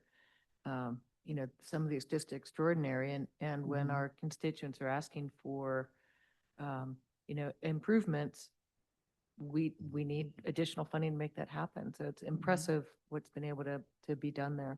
So. Well, it's not on my slide deck, but it is on Lance's. Not only water and sewer infrastructure, but of all the infrastructure categories that I talked about, 60% of our investment was grant funded. Yeah. So that's pretty amazing. Yeah. Was it? Yeah, 60. Councilmember Hahn. The ARPA revenue of 1.48 designated set aside for flood prevention. What is the, can we sit on that forever? Or what's the? So right now it would be budgetary process if council wanted to change that. About the time you came on, there were those 2 years of ARPA funds that were just given to the city. Yes. Shari put those in a set aside designated fund. Excuse me. Council elected to use that for FEMA and flood issues. So if that were to be redesignated as a separate fund or taken out of there, it'd have to be a budget process through you guys. Well, how long are we going to wait on the Army Corps of Engineers to give us a design? They told us like a year. That's a Lance 2 question. years. I can't answer that. Yeah, we could hit that in the slide deck, or we could hit it now. And so right now there's an opportunity to, I guess where we are is turning over every stone. And the reason that we're turning over every stone is because if tragedy were to strike the town, it's going to be pretty disastrous as far as the number of people that are affected. And the floodplain information that we have actually puts people in the floodplain rather than takes them out. So the no-go on this project means that we have to tell the community, here's your new FEMA mapping, and you weren't in before, but you are in now. And when this comes through, it's going to impact your property. And there's a lot of people in that instance where we were trying to figure out, can we improve this? What can we come up with? So we've taken about every option that was suggested at some of our public meetings of, going back and looking at some of the other alternatives. And we've been working with Strike Engineering and Allied, their consultant, to work back and forth with the Corps. We've gone from everything from boxes down Fifth Street. That's why Fifth Street's not moving ahead right now, is because can we divert some of this flow around? Can we, come up with other options of infrastructure while we're tearing up the road that help solve the problem and lower the floodplain elevation? The Corps, in the meantime, has got to deal with properties up to the 500-year elevation now. They lost in a lawsuit or had a lawsuit that affected their bottom line. And so they're probably not our best option moving forward for construction. They have a $10 million limit, and we're going to exceed $10 million if we do a project. We're looking at PL 566, but we have to have a better than the money that we spend for the project has to be less than the damages. And so we're doing the economic analysis again, and then we'll wrap that up and bring it back to you and tell you if you have a project or not. And I'm not confident that there's going to be a project, one way or another. I think it's a very skinny line as far as what we're. Pause a second, because you inserted some new information that I think is critical for us to understand. So the initial plan was for the 100-year flood mark, and FEMA has changed that to, excuse me. The Army Corps. Army Corps has changed that to a 500-year. Totally different. I mean, talk about moving the goalposts for us. Yeah. Yeah. Yeah. So the FEMA flood map that we will, we either do flood mitigation or adopt the map is for the 100-year flood. And that still impacts like 900-ish buildings in town. Those, if they have a mortgage, they would have to have flood insurance.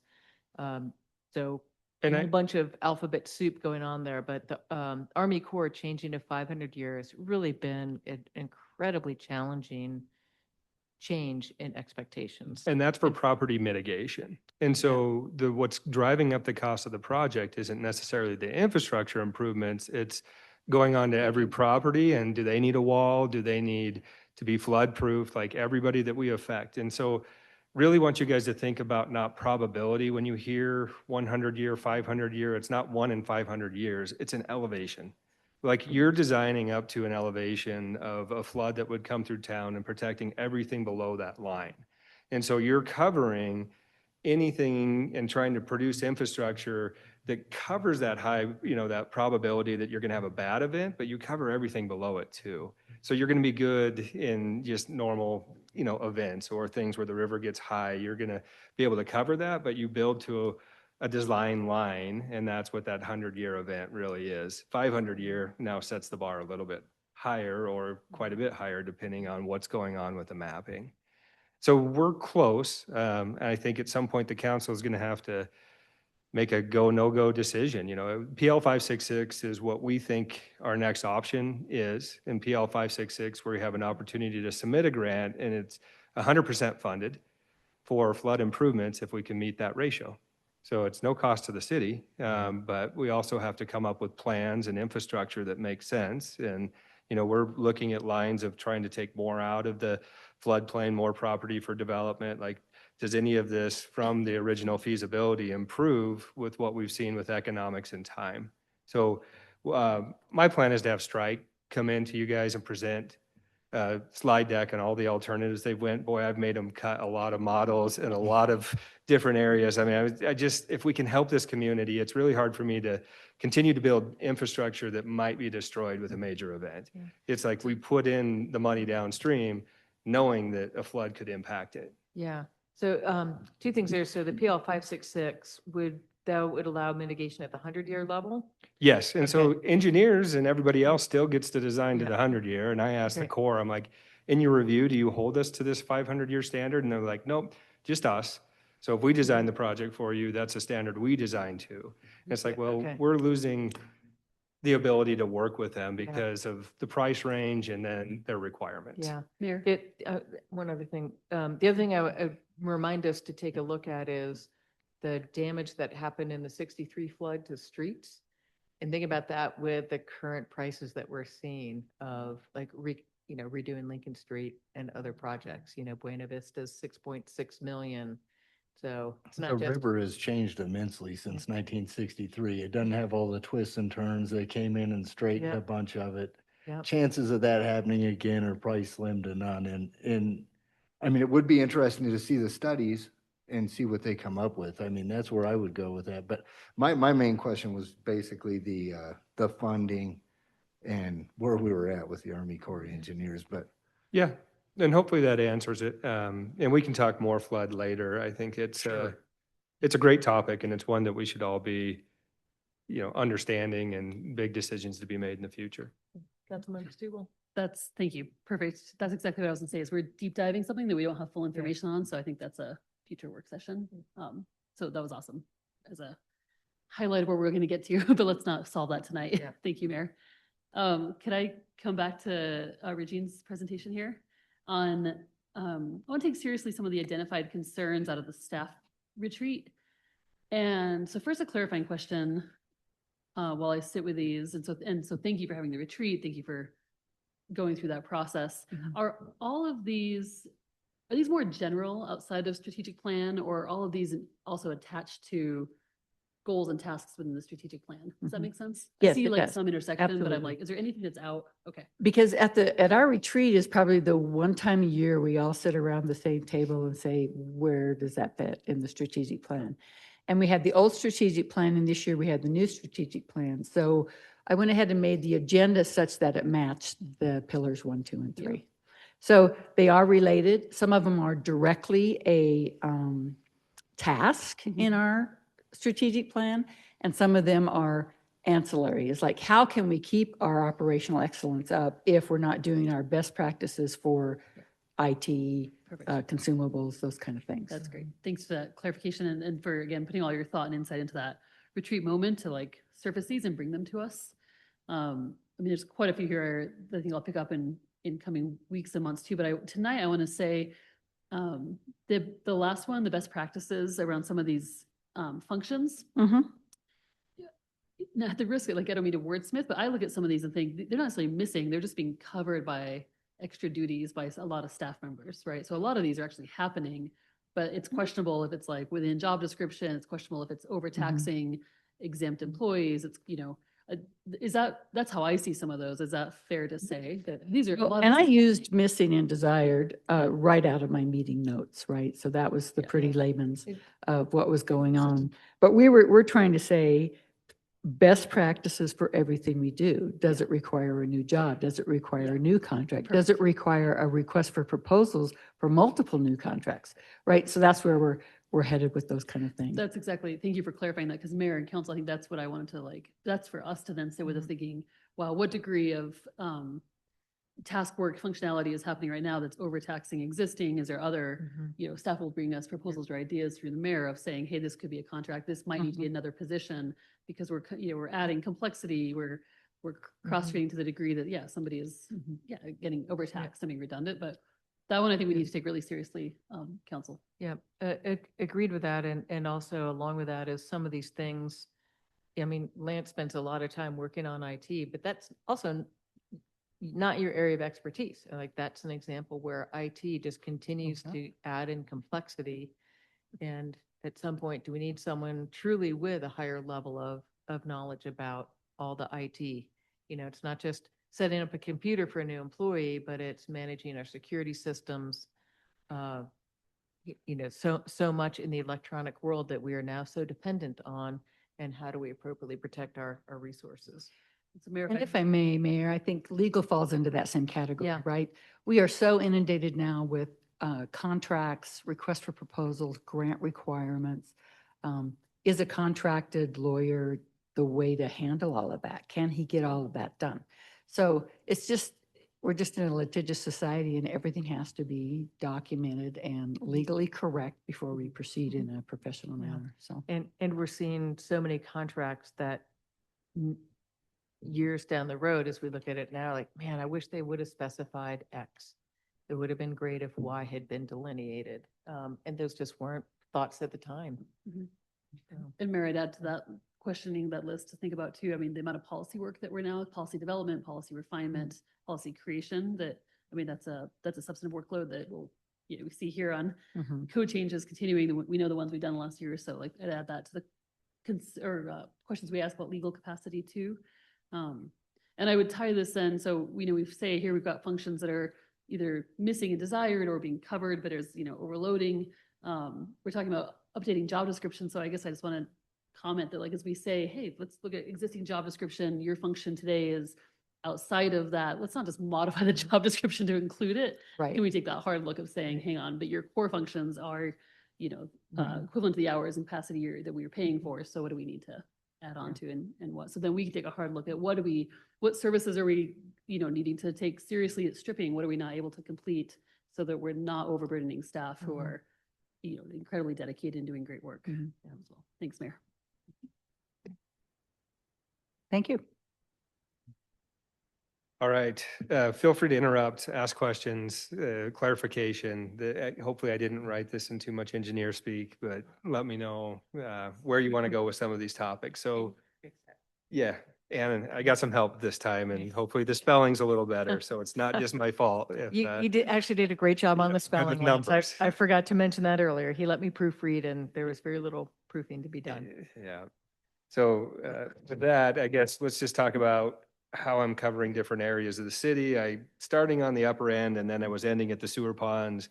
It was just very methodical to me, and then all of a sudden it didn't Such an engineer. quite flow that way. So it's broken up a little bit different. But talking about Worthen, when I first came in and we were starting to look at things, we were making lots of trips up and down to control that system. We were having to every storm or monitor, make sure that we're releasing the right flows. And we had old hardware, old controls at Worthen.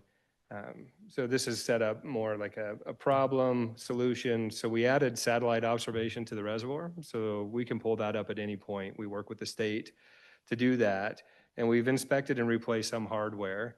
For the future, at some point, we've got to drain that reservoir. Not this year. Very worried about conserving as much as possible. But the slide gate is the original slide gate that's down there. The stems that are in there. It's responsible at some point to make sure that we're keeping an eye on that hardware and keeping it up to date and replacing it before it becomes a problem, because draining a reservoir when you can't is an even bigger problem. So we'll continue to do our safety of dams inspections and upgrades. Right now, we're considering expansion, not necessarily just for municipal water, but how can it be better for the entire valley? And so that's one thing being considered. It's very expensive to build at Worthen because you're trying to find materials, dam materials, the import, the moving of materials, and the access is difficult. So we're looking at that in the PL 566. So we talked about the flood component, being 100%. There's also, other matching funds in there for expansion and partnership that we're exploring. So working with the Conservation District and others to see if we can be successful in additional grants. Questions on Worthen? Okay, water treatment plant. This one was interesting. I can remember week one getting a call from Shane, and we were having failure at the water treatment plant. And Shane was operating, and he says, "The mayor's telling me to operate the old plant." And I said, "What do you mean the old plant?" He says, "Where we just let the river water in and threw chlorine in it." And I was like, please don't do that. Like, I want to last. That's not what we need to have happen. Like, let's figure this out. So I turned around and we started talking about what was wrong at the water treatment plant. We were just operating it. We weren't really looking at O&M, replacing the parts that were getting old. We were having issues with software, issues with pumps. Like, it's a 20-year plant, a life of a water treatment plant. And a lot of that is because your equipment wears out and it's no longer supported. Technology is changing quickly. Valves change quickly, and it's like, okay, we've got to stay ahead of this. There were chemical tanks. We store 4 different chemicals up there. You have to take them through a block out in the wall. I think a lot of you have seen this tour with electrical on it. We've lined those. One of the big issues was the UV system. We were blasting our chlorinated water with UV, and I'm like, why are we doing that? It turns out we just didn't do the pre-testing to see if we needed to. That whole building, that whole system was not necessary had we looked for cryptosporidium from the get-go. So we aren't doing that. It creates disinfection byproduct. It's not as healthy as minimizing the amount of chemical that we add. So we've adjusted, we've changed, we've got chemical pumps that dial down.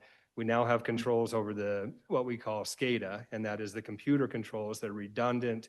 They're built into servers up there. They're backed up off the remote site. The guys carry out a hard drive as well in case something were to happen. We were on a Windows pre-XP, like 97 when I got there, a computer that we couldn't replace because that was the only one running the plant. And it's like, we can't be here. We're going to have to figure out how to be somewhere else that's a much better place to operate. Since we've done that, I sent you guys a report that showed that we're operating in like the 99 percentile, which is a very high bar to set, but they've done it for 3 years for water quality. We're not missing on, having water that's above a turbidity or above a mark go out. I mean, with under the control of what the guys are doing at the plant, pretty amazing. And we've adjusted their work week. They were working 7 days a week. Now they're working 5. They're all responsible for a different night, a different weekend. And there's 3 employees up there making it all work. And so no news is good news for them. They don't need a lot of recognition, but boy, they're doing an excellent job. They've developed their O&M processes, their O&M manuals, ways to, if they're not there, you can go back and see what the other person has adjusted or done to the plant. So a lot of different problems. I know I jumped into solutions. So here we are we lined the chemical tanks in place. We've tested the source water. We don't need UV. We have the new flow meters, the new pumps, the new VFDs. Those are variable frequency drives turning the motors. Like if that would have gone down, that shuts down your plant. Those have been upgraded. Got a great O&M plan.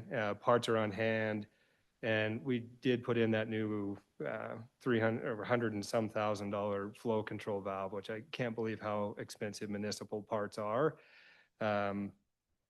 We are rebuilding the old one. We're going to put it in the system as a redundant valve so that you have 2 pathways. If they're cleaning or working on one, we can still take water into the plant. So that's the bottom one there, to install the rebuilt control valve in parallel.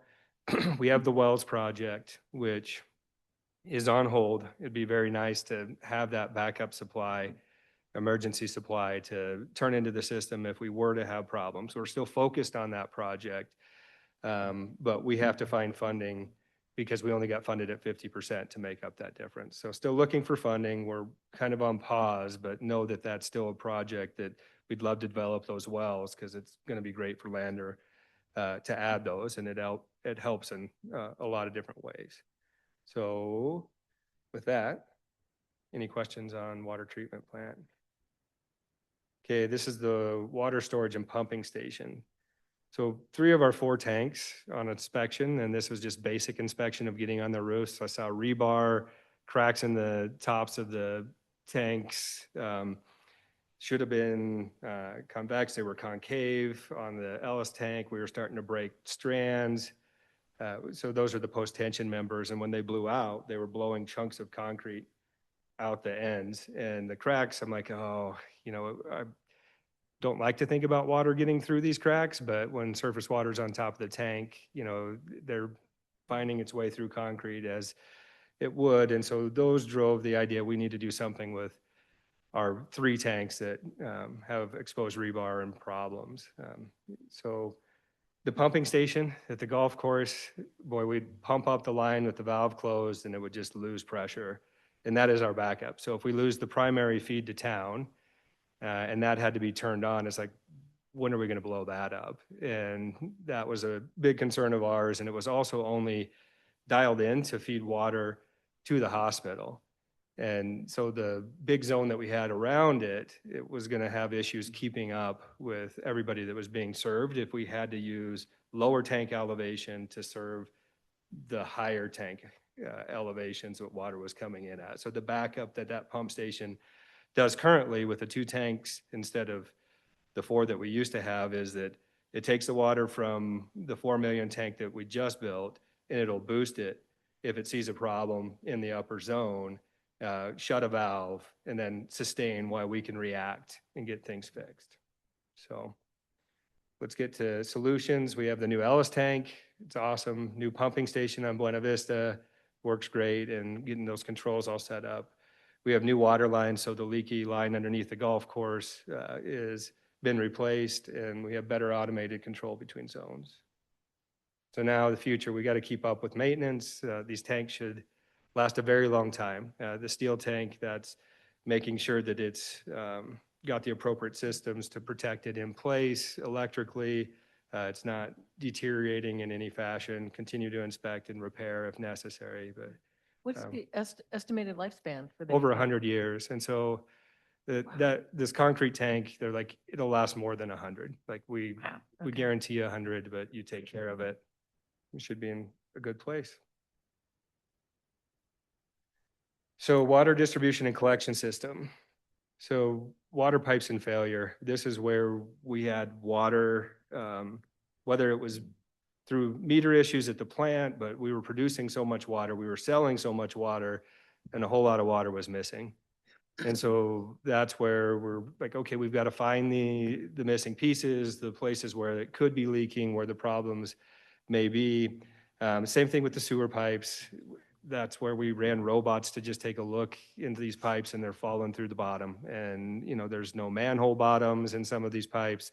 Like infrastructure has been ignored, and there's been no assessments on those manholes in failure. That's what we're looking at. What does the bottom look like? What have the gases done to the sidewalls over time?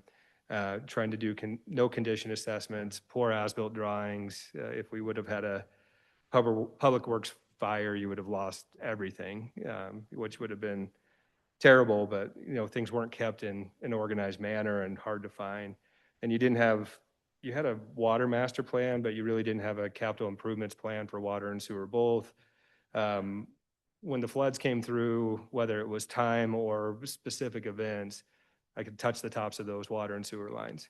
So they should have been installed 5 to 6 feet below grade, and they were exposed. So rolling rocks, whatever it may be, were going to cause us major problems. Solutions, we updated that water master plan, been following it, rebuilding water lines. We're lining sewer lines. 2nd through 5th has been done, which is pretty awesome. Rebuilding manholes, cammering and assessing pipes and manholes. We created a GIS system for as-built and mapping. So this is where we have digital copies of all these maps now held onto Google servers. We have a system where we can open up, see information. It's tagged to the valves, the elevations. Our guys who are going out doing locates and finding new things, they're updating those maps. So really great as far as what we're able to create. And, you know, found out we like surveyed town 3 different times at 3 different, we just didn't have a way of showing that we did it. New people came in, and then there was no good exchange of information. So hopefully exchange of information will be done a lot cleaner moving forward, and these systems will continue to grow and become more accurate over time. Replaced and armored the critical crossings under the river. That was, you know, with FEMA after events, and able to get those crossings down at the appropriate depth. So if we also moved them further out, so if the stream moves, really hard to pin a stream, not going to affect water or sewer flows on major crossings. Okay, future. We're in the process of that sewer master plan, and I really want this for you guys for sewer rates. And the big expense is trying to avoid a sewer facility in the future. Like, can we maintain this lagoon system under the current plans, or at some point, is somebody going to tell us we have to treat for something that our lagoon system cannot do? And so right now, And that would be millions and millions of dollars. current 60 million, you know, and that's to build a basic mechanical plant. And so we're trying to avoid that mechanical plant as well as the maintenance that comes with mechanical plants, because you end up with 3 to 4 employees who are there, and you're monitoring it depending on when you're running it all the time, because if something mechanically fails, you've got to be there. So really trying to stay in this lagoon system. A lot of the state is in the same that has a lagoon. They're in the same sort of requirements we are, but 2015 requirements for EPA, DEQ's putting them off on ammonia and other things that they want to see us treat for. But it's a matter of time before we have to find a solution or conform to what the federal government's telling the state government to do. So preparing you for the long run. And so in that sewer master planning, we'll talk about things like if we have to build a facility, what is that going to take? The state currently doesn't have that pot of money other than loan for infrastructure like this or that much money out there. So this is where discussions of regionalization with other community, can we send it to Riverton? Can they mechanically treat it? They're already running that. Can we build critical infrastructure that helps out other towns? But I think we're going to have to be, exploring all options if we do face requirements that make us change the way that we're treating. So what do we got here? Design the next 10 most critical replacement projects. So that's where we're going to work through the projects we've already designed. To me, those are assets in place. Do those in a way that we're getting good bids, not shutting down town for any given summer, trying to leave corridors and access open. So Fifth Street will be coming, Baldwin Creek will be coming, Cascade will be coming, trying to move those where they don't overlap or contractors in the same area and still make sure we're receiving at least 3 good bids for a project. I was happy with the Buena Vista bidding. I had it up at 8 million, that I was concerned that we were going to be that high, and to see it at below 7 was a pleasant surprise. Questions on that one? All right. This is a great map to look at as far as age of our infrastructure. So we are doing okay with some of the newer, you can see, but we got a whole lot of yellow and orange, which is telling us 1977 and older, and some of that's getting to be 100 years or more. The biggest problem we're seeing is the ductile iron reaction in certain soil conditions. So it's deteriorating the pipe from the exterior, corroding it down, and then it pits and explodes. And we're targeting a lot of those lines in our replacement now underground, and so that's driving some of the Dillon replacement and getting rid of lines that are going to be a problem in the near future if they already are not. We're documenting our water line breaks and trying to see where those issues correspond with sewer issues, as well as there's a lot of pavement issues, so those aren't hard to find, but driving our projects based on the ground up. Sewer lagoons.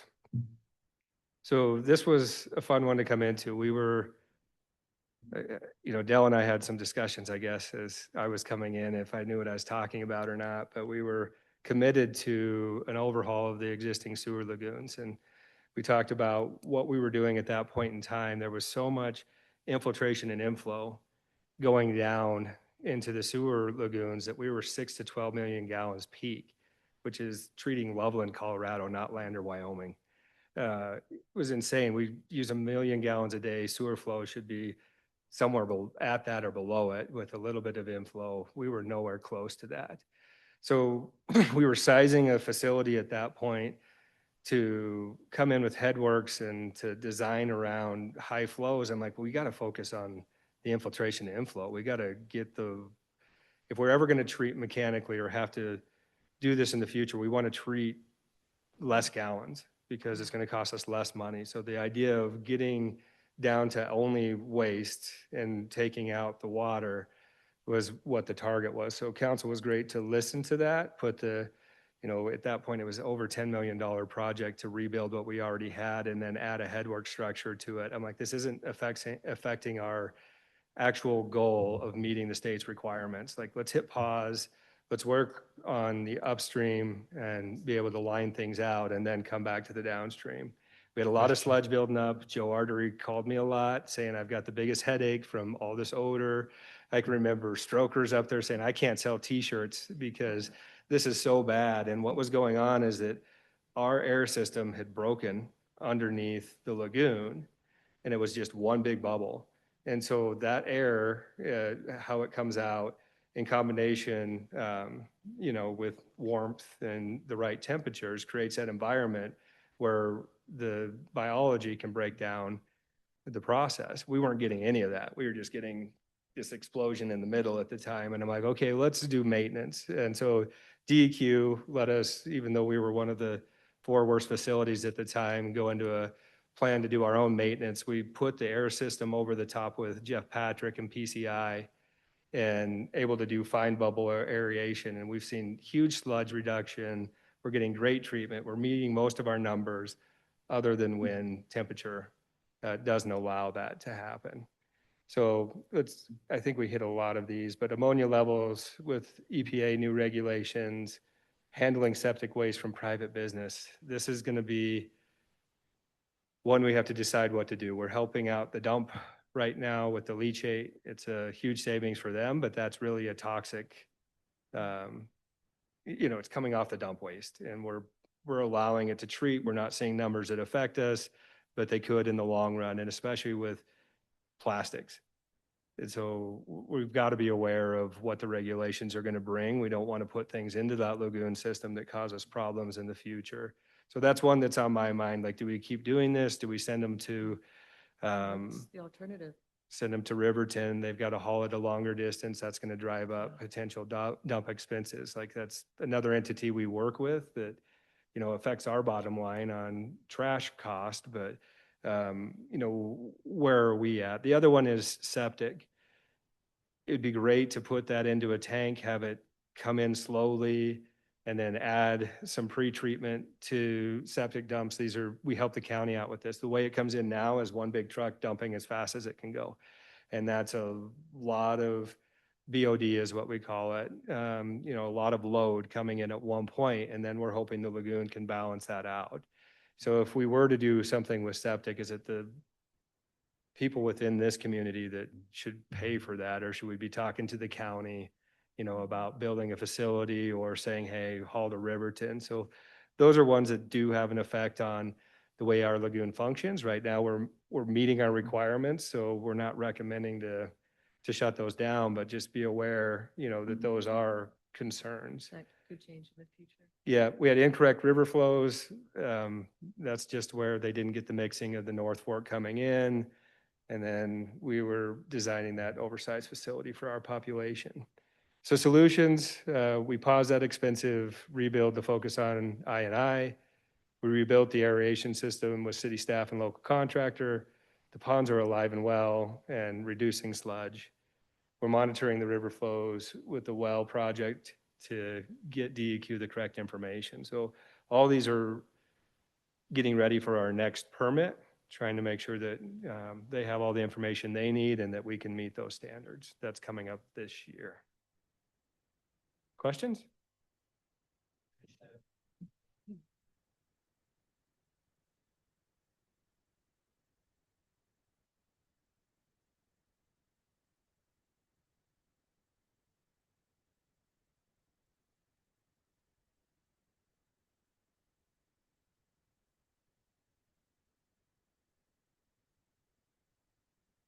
A lot of that was design intent of the old Lander system. So they laid the pipes open jointed, ripped out the gaskets, and since we had a valley that was full of water and we didn't have requirements when these systems were first put in, it was like, well, we'll just collect stormwater or groundwater with the sewage, and dilution was the solution.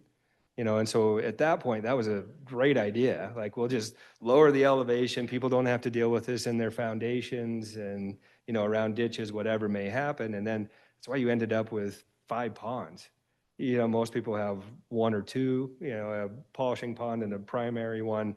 We had to develop more space to handle all those gallons. So, at some point you will not need that big of a facility to handle what we're doing as we line out the sewage, but that a lot of it was intent. Some of it is multiple people. Like, sometimes we know that people are pumping still into the system and they're dewatering their groundwater table around their foundation. It is, pump it right in or put it into the sewer.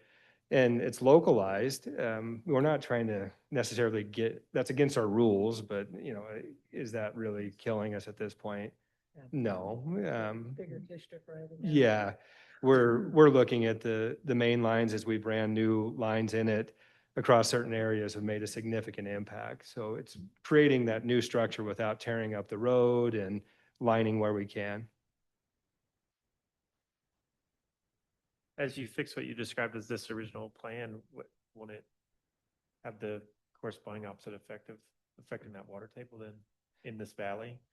It is, and I expected to hear more from homeowners. The most I've heard is we have to run our pump a little bit longer. Like we ran our pumps before, but we're hearing it run more often at a localized area. And I'm like, okay, we're not seeing anybody. I was more worried about completely dewatering everything and, having clays shrink up that are saturated and causing foundation issues. But, as far as water like surfacing or showing up in a place where we've had to deal with it, it hasn't created a project.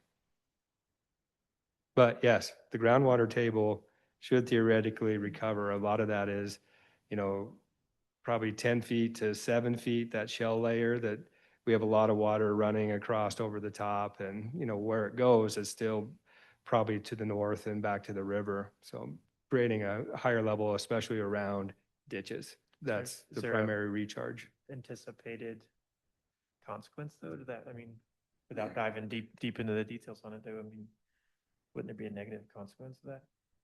We have a lot of, like around the water lines and sewer lines, it's gravel packed as well. So we have all these corridors where water's already running. We're just not seeing that gain in elevation where it has driven to be a huge concern. So they've been lined for several years now. And I think that we do have people around ditches like, okay, we've got to tackle your problem, what we're going to do on these ditches at some point in time too, because a lot of those are in between houses or underneath houses, and they're moving historical water through them. So yes, at some point we'll have to tackle those problems as well, but focusing on sewer and then working through them is some of the plan. Thanks. I'm curious, I'm really intrigued by the question of the septic and leachate and thinking through what services do we want to provide and how are we being compensated, and where are citizens and residents affected here? So I won't deep dive, but do you, if not off the top of your head now, later, can we talk about what the county reimburses us for that septic dump and handling the leachate? Sounds like you have it at the top of your head. Don't tell me zero. No, we charge them, and so there's a very small amount that was comparable to what they were paying in Riverton for direct reimbursement. So I can get that to you. So we do charge the dump a low rate based on gallons. They record those gallons. Septic has always been an issue for me because really we're allowing the dumpers to monitor and fill out the report themselves. So we are trying not to staff somebody down there all day, every day, to just monitor dumping. And if we had to do that, then the answer is send them to Riverton, right? Like this is where we just need to tell them that that's costing us too much money. We've had to hire a full-time employee just to provide service and then pH test and, make sure that your load is coming from where you're telling us it's coming from. So there's a lot of trust in what we do now with the haulers we work with, knowing that that system is, if it's abused, could go away. So tell me, self-reporting from private contractors who pull from county residents' septics, and who's paying us? The septic hauler. The septic hauler. Okay, great. Yeah, and so they fill out a report. We put some cameras in, so we're notified when somebody comes in, and we can see the flow increase when that happens on our systems as we monitor. So we know that it happened, and we can track down if it wasn't reported. But some of that is hopefully we're not seeing somebody clean out a grease trap that, we're putting a grease trap so it doesn't get in the sewer ponds and then go dump it into our sewer ponds directly. Hopefully they take that load to Riverton and then treat it there. Yeah, no urgency, but one day I'd love to know, so quantities and charges, or what income we're pulling in from that. Yeah, Thank you. I'll tell you what we bill on both of those at some point, so I'll make a note.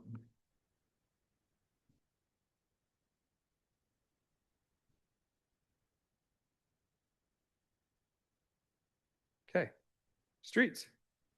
Everybody's favorite. Yeah, everybody doing okay? All right. If we need another break, I'm sorry. Yeah.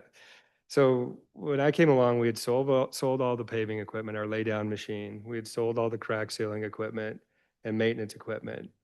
And so they didn't have a good condition assessment in place.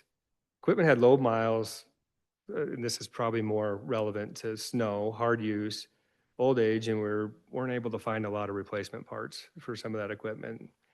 Some of that equipment was not certified and was unsafe for operation. And then our assessments and our problems, a lot of this didn't get paved with observation, is the only thing I can tell you, is that we didn't put on base at the right thickness in places. We have varying base going to nothing or no base where there should have been, and then paving the same way. You know, they should have done 3 inches minimum of paving over some base here, and we didn't get it. And that's back on the original paving. So a lot of the reflective cracking and problems we're seeing are because we didn't do it right. And so now we're going back, and I guess solutions, it's cheaper for us to outsource paving versus getting back into paving. Like, we aren't running a plant at any point. So when we look at the analysis of what we need to do, it doesn't really make sense for us to get back into that. And then same with crack sealing. Like, we do so little of it. This would have been a great winter to have some crack sealing equipment. And Mark and I talked about this. It's not expensive to maybe get back into this one for a year like this. But if we're busy with snow, we're not going to get to that operation, and it'll sit. So we have to analyze, does it make sense? Are we going to have the opportunity? Cracks make sense to do in the winter because they've opened up their widest, and then they're going to close up in the summer when they expand. So we want to catch them when it's cold. Certified cost? and replace, go ahead. What would it cost to get a crack sealing setup? For the full operation, I think last we looked at it, we were under 350, total with truck equipment setup, and, you've got a route, and then you're also got the machine that heats up and puts Yeah. back. So- Yeah. And like how much of, like, what can be done in a day? You know, Oh, it depends on, And I I mean, know it's going to be a variable, but like, is it in one winter? If this winter, had we had it, would we be able to do it, or we would have gotten a tenth of Lander Street stuff? no, I think this winter, we got a lot of street signs replaced and other activities and maintenance work done and worked on other projects. But if we had a 2 to 3 person crew working on this, probably a 3-person crew, I think you could have got through most of town. Okay. And that means that we could have, sealed the joints where weeds are growing, sealed the joints in the middle of the street, like protected where water would infiltrate, which is going to keep pavement lasting longer. It's not going to save everything, but it certainly goes in and helps protect. So we certified and replaced equipment. We're now building roads with proper base and asphalt thickness that will last. So the next person gets to come along and just mill and overlay, good for them. That's awesome that they'll be able to take a little off and then resurface and be able to maintain that asset with just very basic primitive methods versus rebuilding from 8 inches below the surface. And then we created our transportation master plan. That's for growth and expansion, as well as what we're doing with streets in town, and then updated the safe routes to schools plan. Still working on that plan, and excited that we're potentially looking at a better crossing with YDOT between the high school and middle school. That might be mid block across the highway that's not the stoplight. So solving some of those issues with good partners. So we're going to continue projects to rebuild streets, continue to replace equipment, and keep up with department needs. So Lance, a question for you, because it's come to me, and I assume to other folks as well, about why not go ahead and use our 1% to skim coat streets and make them smoother in the short term? Like, what's the price tag that comes with that, and what keeps us from doing it? Yeah, if we really were to skim coat an entire block of our wide right-of-ways, we're in the $50,000 to $65,000 mark to try to re-level maybe some for a block. A block. Yeah, and so pavement is so expensive at this point, and us putting 1 inch to 2 inches on that, 3 inches is what we're shooting for, but you're basically doing the restoration. And then all that reflective cracking, over time is going to show back through. We can put in fiber into the asphalt. We can put in mat on top of the asphalt. But what we're also trying to do is reshape that drainage. When you see those streets where you're looking at the tire tracks, it's telling you Yeah. you got a base problem. Yeah. You know, it's pushed down, it's pushed away, things have moved subsurface. And so if we're going to go through and correct the profile and actually not pond it, you know, that's even going to be more expensive. So the engineering behind it's telling us when we drill down, yeah, you don't do this. If you do it, you could buy some time, but you better have a plan. That's a tremendous price tag. I mean, It- it- I can't wrap my head around 65,000 per block. That's 4 And I think lanes, if- right? In the skim coating Yeah. that we're doing right now is to create some driving lanes and create some length and time. Like, we know that that's not the ultimate solution, but we're over the top of alligator sections and trying to put that down so that we can make that last a little longer and reduce the potholing and problem. But that's not the long-term solution when we're going through and we're skim coating. All right, this is the Band-Aid Yeah. with the long-term solution Yeah. hopefully coming. Well, in my mind, I'm thinking back to the water master plan shot of all of our blocks, and so what a block is 550 feet, something like that. So that's, Yeah, oof, okay. yeah, our bill's to 71 to just do the basic patching and skim coating. It's significant as you see them come through. So trying to be responsible with that, you know, trying to make the community as great as we can in certain areas, but also trying to give you guys the right solutions to problems. Airport. So we've basically had to rebuild the airport. The existing airport didn't meet FAA standards. At one point it did. They changed their standards and now it didn't. A lot of that was how wide of a plane could move on the airport and land, and you know what happens with the runway and taxiway. So we needed a new runway to meet the standards, a new taxiway, a new apron. You know, that's in the process. Hangar relocations needed for those new taxiways. So we've got 5 hangars that are going to need relocated. And then we've got fuel tanks aging and outdated. Solutions. New runway was designed and constructed, so we did that one. The taxiway has been designed and constructed on the east end. The apron project's being designed, and so we're going through review and process on that and trying to get the federal state match to cover as much as we can. And some of that is discussions on drainage and where water's going and, you know, our plans to, you know, rebuild it. Do we need to do it in phases? We only have so much money they've given us, but projects are coming in more expensive right now than they had anticipated for apron projects. So developing plans where it doesn't exceed the local match on our part, and then ways to move forward without being committed to coming up with the extra locally. And so we're coming up with the plan to help move the hangars. You know, at one point we thought we might have to own them to move them, which wasn't real appealing, but I think there might be a plan for us to work with the hangar owner to relocate them with federal funds or funds that may be available to get them moved out of the way and maybe set in a better arrangement so more hangars can be added. So we adopted that 2016 airport master plan.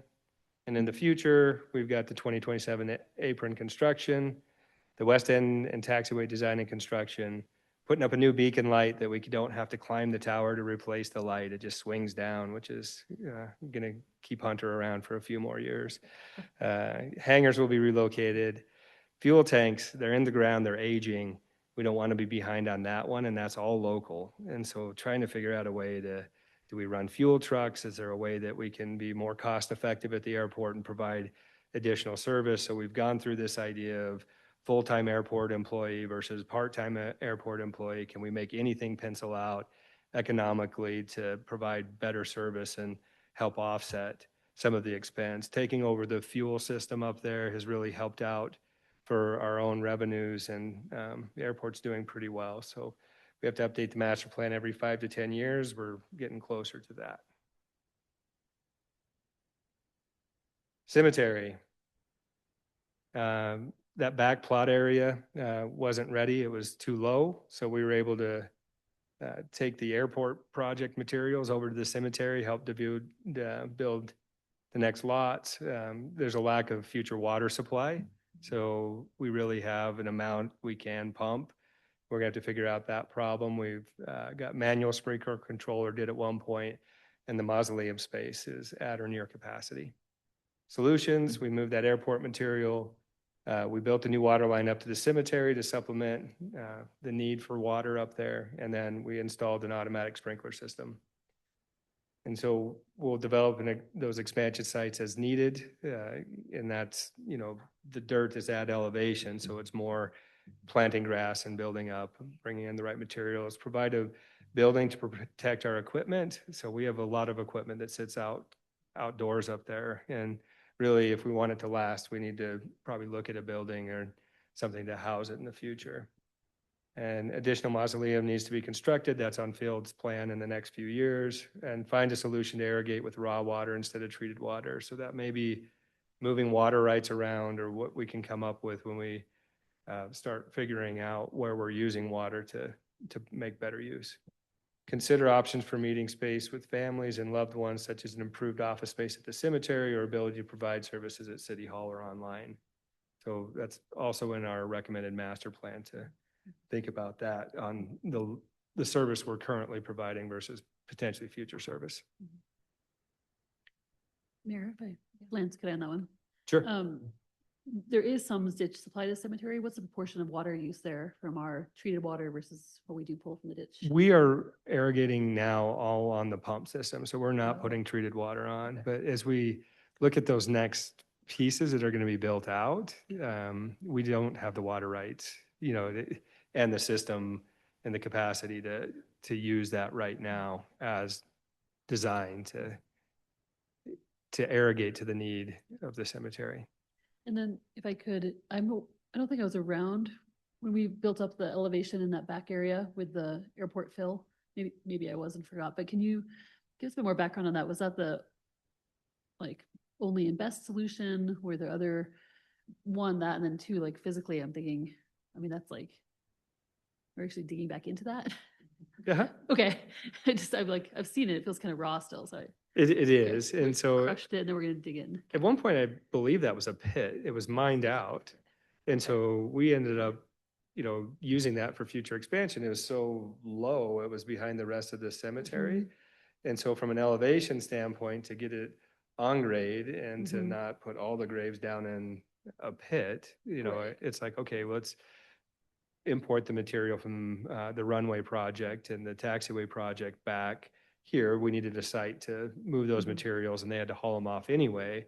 Let's use that to get us up to grade. And then as we dig a grave, you know, we'll remove some of those materials and import clean material for the backfill. And that's, Mayor, that's not grass. That's not, that's pretty raw still, right? It's Does it's native weeds or native, you know, whatever Those- growing we there haven't at this actually built point. it out yet. Yeah. Okay, great. And that was the only land available at the cemetery for expansion, was that pit? Or was So there- a lot of the contouring and area around the cemetery could be something that we try to develop, but you're talking about us having property on hillsides and other places that's going to make it even more difficult to provide our next sections. Lance, it's not native weeds, it's called xeriscaping. Xeriscaping. Yeah. Thank you. Thanks.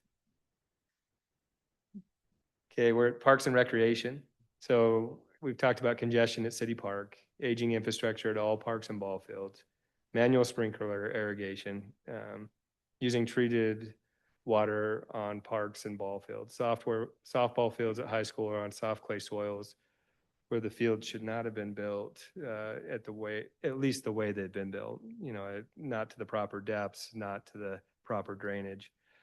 Constant request for more indoor and outdoor multidisciplinary facilities, and we didn't have master planning. So some of the main problems there.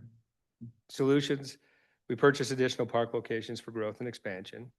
We improved infrastructure at existing parks to add more functions and appeal. Adopted Parks and Recreation Master Plan recently, replacing infrastructure at various parks and facilities. So trying to work through these issues with those solutions. And then future, we want to move irrigated properties to raw water instead of treated. So we talked about it last meeting where we said, hey, can we use these existing wells? Can we add a irrigation reservoir, use existing ditch water rights, And the cemetery plays into that too. It's something where like, okay, we have water available. How do we want to best use it? And especially if we're not using the municipal demand of the irrigation at the water treatment plant. So if we're only serving to the home on the water they're using versus some of these big green spaces, that frees up water that potentially could have an alternative point of diversion or a different use. And a lot of that municipal water right has been cut by 50% because we're saying we're using it year round, but in all reality, we're only using it over the 6 months of high demand to irrigate grass or properties. So trying to explore solutions in the future that make the most sense for Lander and don't impact other uses too much. So explore feasibility of a recreation center in Lander. This has come up with discussions over time with lots of different people, whether it's hockey, new pool, additional courts to help facilitate a walking track for, you know, whoever may use it when it's icy and snowy out. Like, can we add pickleball, multi-use space? I'd really like to do that feasibility. So Riverton just did theirs. Thought it was a great study that they produced. If you had a chance to look at it, it's going to be very similar for Lander. I actually reached out to their consultants to ballpark a price, have talked to the school. They're on board for, you know, looking at this potentially like it's stared as an addition and, you know, how could we make this work from an economic standpoint with, you know, potentially adding like a PT office or child daycare? Like, are there ways that this could work for this community? Because rec costs money and anything with water costs a lot of money. And I think we owe it to the citizens asking for it to do the analysis and at least have the information in front of us that's accurate. Wasn't the rec center for Riverton, was it last year or 2 years ago, went unfunded at the state level? At the state level where Yeah. they had something going through and then it, Yeah, for the rec. yes. Like Mhm. specifically from my memory, it was the part of the ice rink, you know. Yeah. And So you can, that bottom bullet there is to do that, something similar here. no, it's As a to feasibility study. the feasibility study, because at some point we've got asked, what are we doing about the existing pool? You know, we had a partnership at one point and, you know, the school district said that they're losing a lot of money here already in running that facility. You've got 30 state championships. Like, how are those guys going to come up with their next facility? And if nobody's working on this, the answer is they're not. Sure. Yeah. And so as school is getting funding cut, especially for their side of recreation, I think it's a conversation between us, the school, and the community to explore these ideas. It's going to take, you know, donor funding and other funding to build, but that's not the expense. It's keeping it open. You know, do you have the feasibility from a year-to-year process to, you know, operate a facility like that? And we would want to give this to, you know, can we put a lot of solar on it, break down the energy costs? Like, what can we do and can it happen? And so I think that's the question that we're trying to answer, because we get asked a lot, like, why don't we have a rec center? Cody's got one. Rollins got one. Rock Springs has one. Like, all these other towns, you know, Pinedale is running theirs, and a lot of them are running on, you know, different taxes that they receive, Sure, and we sure. don't receive those. But Yep. you know, I guess we can look at those options. Yeah, I mean, we, in our own personal life, we travel across the state for hockey, and this is the only community in the state that does not have an ice rink across the board. You know, and so you see all those facilities and they're all wonderful, but they are very large. They've been there for quite a long time. They're very expensive to build and maintain, you know, and the tax base here isn't there to support it. You know, where physically, geographically, you're going to put something like that here. And then if you were to look at Fremont County and you were to do it as a county, would it land here? What's the likelihood of it landing here if it was in the county? I think that wouldn't be very high. Sure. I You mean, know? I think that's why it's in the future. I mean, Yeah. it's good to have this discussion starting. Yeah, I mean, we would love, I think it would be phenomenal, but it's just when you look at some of these other communities and what they have, and then the ability for them to generate that space and maintain it versus us. Be a Sure. challenge. I mean, it killed me this year to not make any ice, you know, Mhm. Yeah. and it's like if Sure. Douglas is throwing in a glycol system in Yep. sand and then building their skating on top of it and Yep. a barn that they use for state fair. Yep. Like there are other solutions to come up. I mean, you may not get a very, the super expensive option, but Right. should at least consider all options. Can we do something out there where we have a glycol system and some concrete and I mean, how many kids didn't get to rec skate at all this year? And that's a huge memory of Lander for a lot of people growing up here. Yeah. We weren't able to provide that. So if we can do that in common space or, you know, in adding more partners to a project, I mean, I'd love to take it on, explore it and come back and tell you what we find. Right. Yeah. Mayor, if I may, I wonder too, when you say feasibility of a rec center, I actually wonder, what about expanding that feasibility of like shared rec services? So let me explain more, right? It's so complex to explain to people and for me to even begin to understand through my tenure here of when you think about recreational services in Lander, what we're providing in terms of programming or infrastructure, what the school is providing for programming and infrastructure, what private entities are doing, which infrastructure pieces they're using, like it is insanely complex. I never had any clue before I got on council, honestly, about all those pieces. It's like, oh, it's Lander Rec. And so you look at the complexity of the existing system, and then I think about where the funding source is changing, where the demand's changing, what services do we want to add or maintain. Then I think, gosh, it's going to be such a messy conversation between at least the two entities, school and city, if not, you know, private associations too. Is there like a recreation master planning that's needed more broadly to like assess an inventory and then what's That's next? Part of the conversation Okay. that I've initiated and Lance has as well Yeah, with great. both the school staff and Lander Rec Board. Yeah, great. Because we're yeah, looking we at need like to little start working problems together. that like, well, working together and, And build a master plan. yeah, perfect. Awesome. Because it's so cumulative and then each piece that you pull Yeah. on that solution is going to mess that, you know, so I'd love to have a handle perhaps. I mean, a theme of this whole presentation to me is moving from no future planning to a hell of a lot of awesome future planning and like solutions. So that feels like another next topic to tackle there. Thank you. Yeah, good question. So rodeo grounds, failing bleachers. I mean, people fell through bleachers. Could be falling. Yeah. Poor layout, failing fences, failing buildings, safety concerns, restroom that needed maintenance.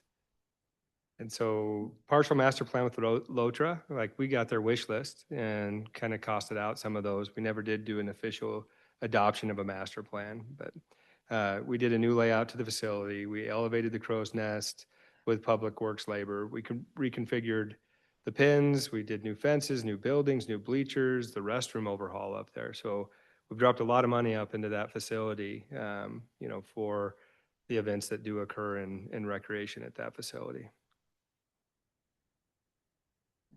Future, we need to work on that track fence and the configuration of that. I think we're also have to look at the safety of that configuration. We drive cars or have people that can get on that track during the event, and we want to avoid anything happening that would be collision based. So if we can improve that facility with a new fence layout or parking being separate, we're going to look at that. So electrical need an upgrade if we're going to have concerts or improve that for a rec facility. Lighting upgrade, it'd be great to go to. It's not a heavy use lighting facility, but you know it'd be better to make that as efficient as possible when we do have to replace it. A water system versus water truck for there would be great. So you can just turn it on, irrigate appropriately, and have your surface where you need it versus running out there and having to have city employees do it. Bleacher covering, if we had the ability to add that, if we had grants to add that, that'd be great. We'd love to see more events at that facility and find replacement funds and grants for improvements. Oh, and the audio system upgrade. It'd be great to have our own system up there. It could be rented as people need it.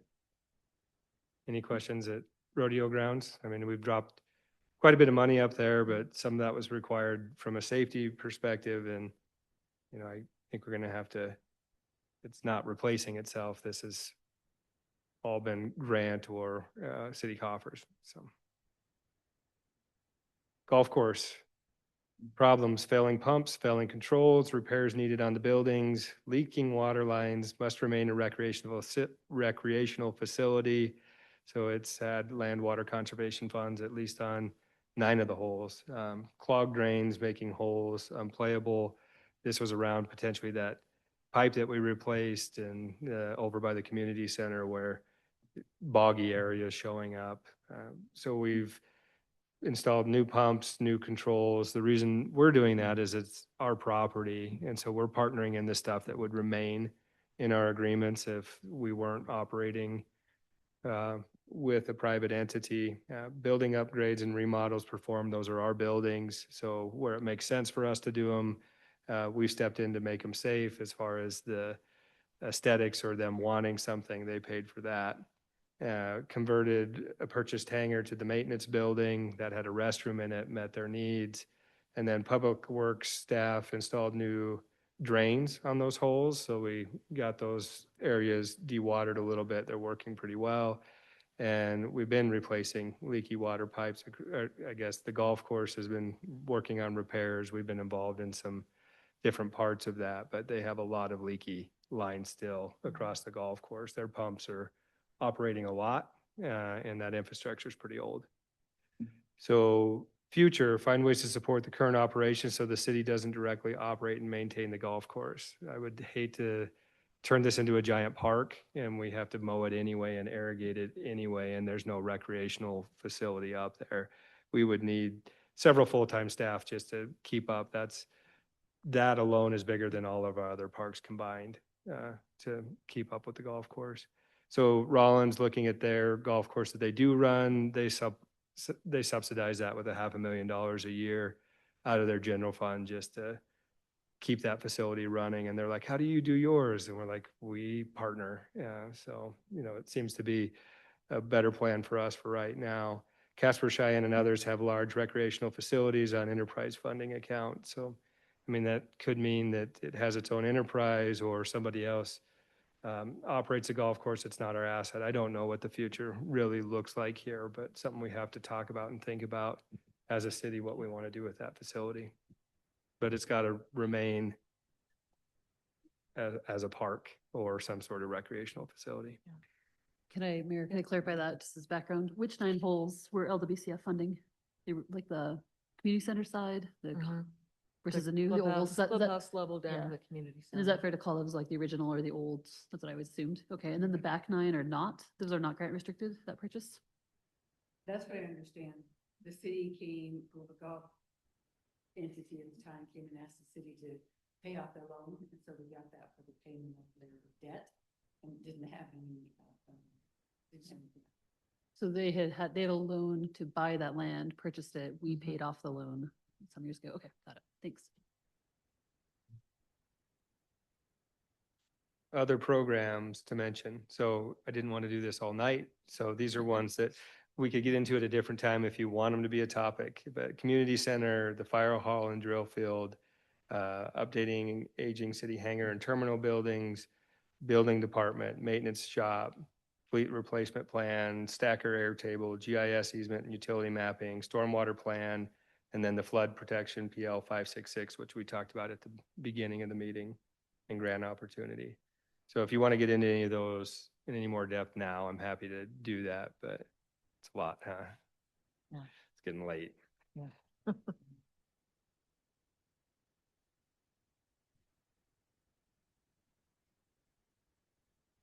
Okay. Yeah. I think we can finish here pretty soon. So staffing wise, we get a lot of questions on the way we run and operate. Came up again tonight. Public Works full-time employees from 2011 to now, we've dropped from 31, I think it might be 31 and a half, down to 24. A lot of this is through the cross training. Every department, they help each other out. They love helping each other out. They'll show up at different projects, different times, building things together. They're really great working relationship as far as what they do, but that cross training enables us to not have specific staffs that are going to consume full-time employees and drive up the overall general fund budget to a place where we didn't have any funds. And before, I think that that's what you had a lot of going on. You didn't have equipment, you had a lot of employees, and you didn't have money. You weren't funding things like retirees or reserve or projects. It didn't enable you to do that. So there is a balance there. I mean, we've identified other areas of weakness where we're not providing great service across the board, but also trying to run this in a way that you can be successful. You can replace infrastructure. You can have a plan that actually works versus not having anything more than your $1.2 million per year and your optional money that you install a block's worth of work and that's what you would get. So yeah, the other full-time employee, we get this question, why have we added so many city halls, that admin FTE, that's that communication piece that we added. Council, identified that as being better communicators. I think Ann's also doing other jobs. She's very much effective in receiving grants and doing other duties, but that's the one admin position that puts that count up in 10 years, or I guess 14. And we've added police department, SROs, and full-time employees. So that's where we have increased. So community center has been paid off. There was debt 10 years ago. The water treatment plant expansion paid off. The ladder truck was new. That was paid off. Many existing loans with interest were either paid off or refinanced at lower interest, funded the general fund reserve, funded the enterprise reserve, funded the retiree program that we talked about earlier, funding equipment and facility replacement. And so we have over $2 million in that right now to pay for additional equipment, funding infrastructure and replacement plans. So actually moving on projects and doing that work. Boy, I mean, 2 million sounds like a lot, and it is a lot of money, and yet the vac truck was, the vac truck, 400,000. It can go really quickly. It is, and I think this is that part where we were talking about where the funding of those programs is there. We hear from the community, why did you spend all the money? And it's like, nobody spent the money. It's sitting in the reserves. We're sitting where we want and we're doing projects. So hopefully this is where council wanted to be, but a lot of correction out there as far as where money is or isn't being spent. Assets added. So we talked about the $66 million worth of assets in the last 10 years that have been put into the community. The grant, almost 40 million, so 60%. It's pretty darn good. That's great return on investment for the programs that you guys have put in place and the people that we have in place helping run those programs. And present day value with inflation would put this figure much higher as projects have doubled in cost. Much of that was done before that happened, which means replacement in the future to replace these assets is going to be even more difficult. Future, continue to update our capital improvements plans for infrastructure, buildings, parks, and other assets, continue to carry out designs and plans to replace our failing assets, leverage local monies with future grants at the highest level we can, given budget constraints, make Lander a great place to live and work.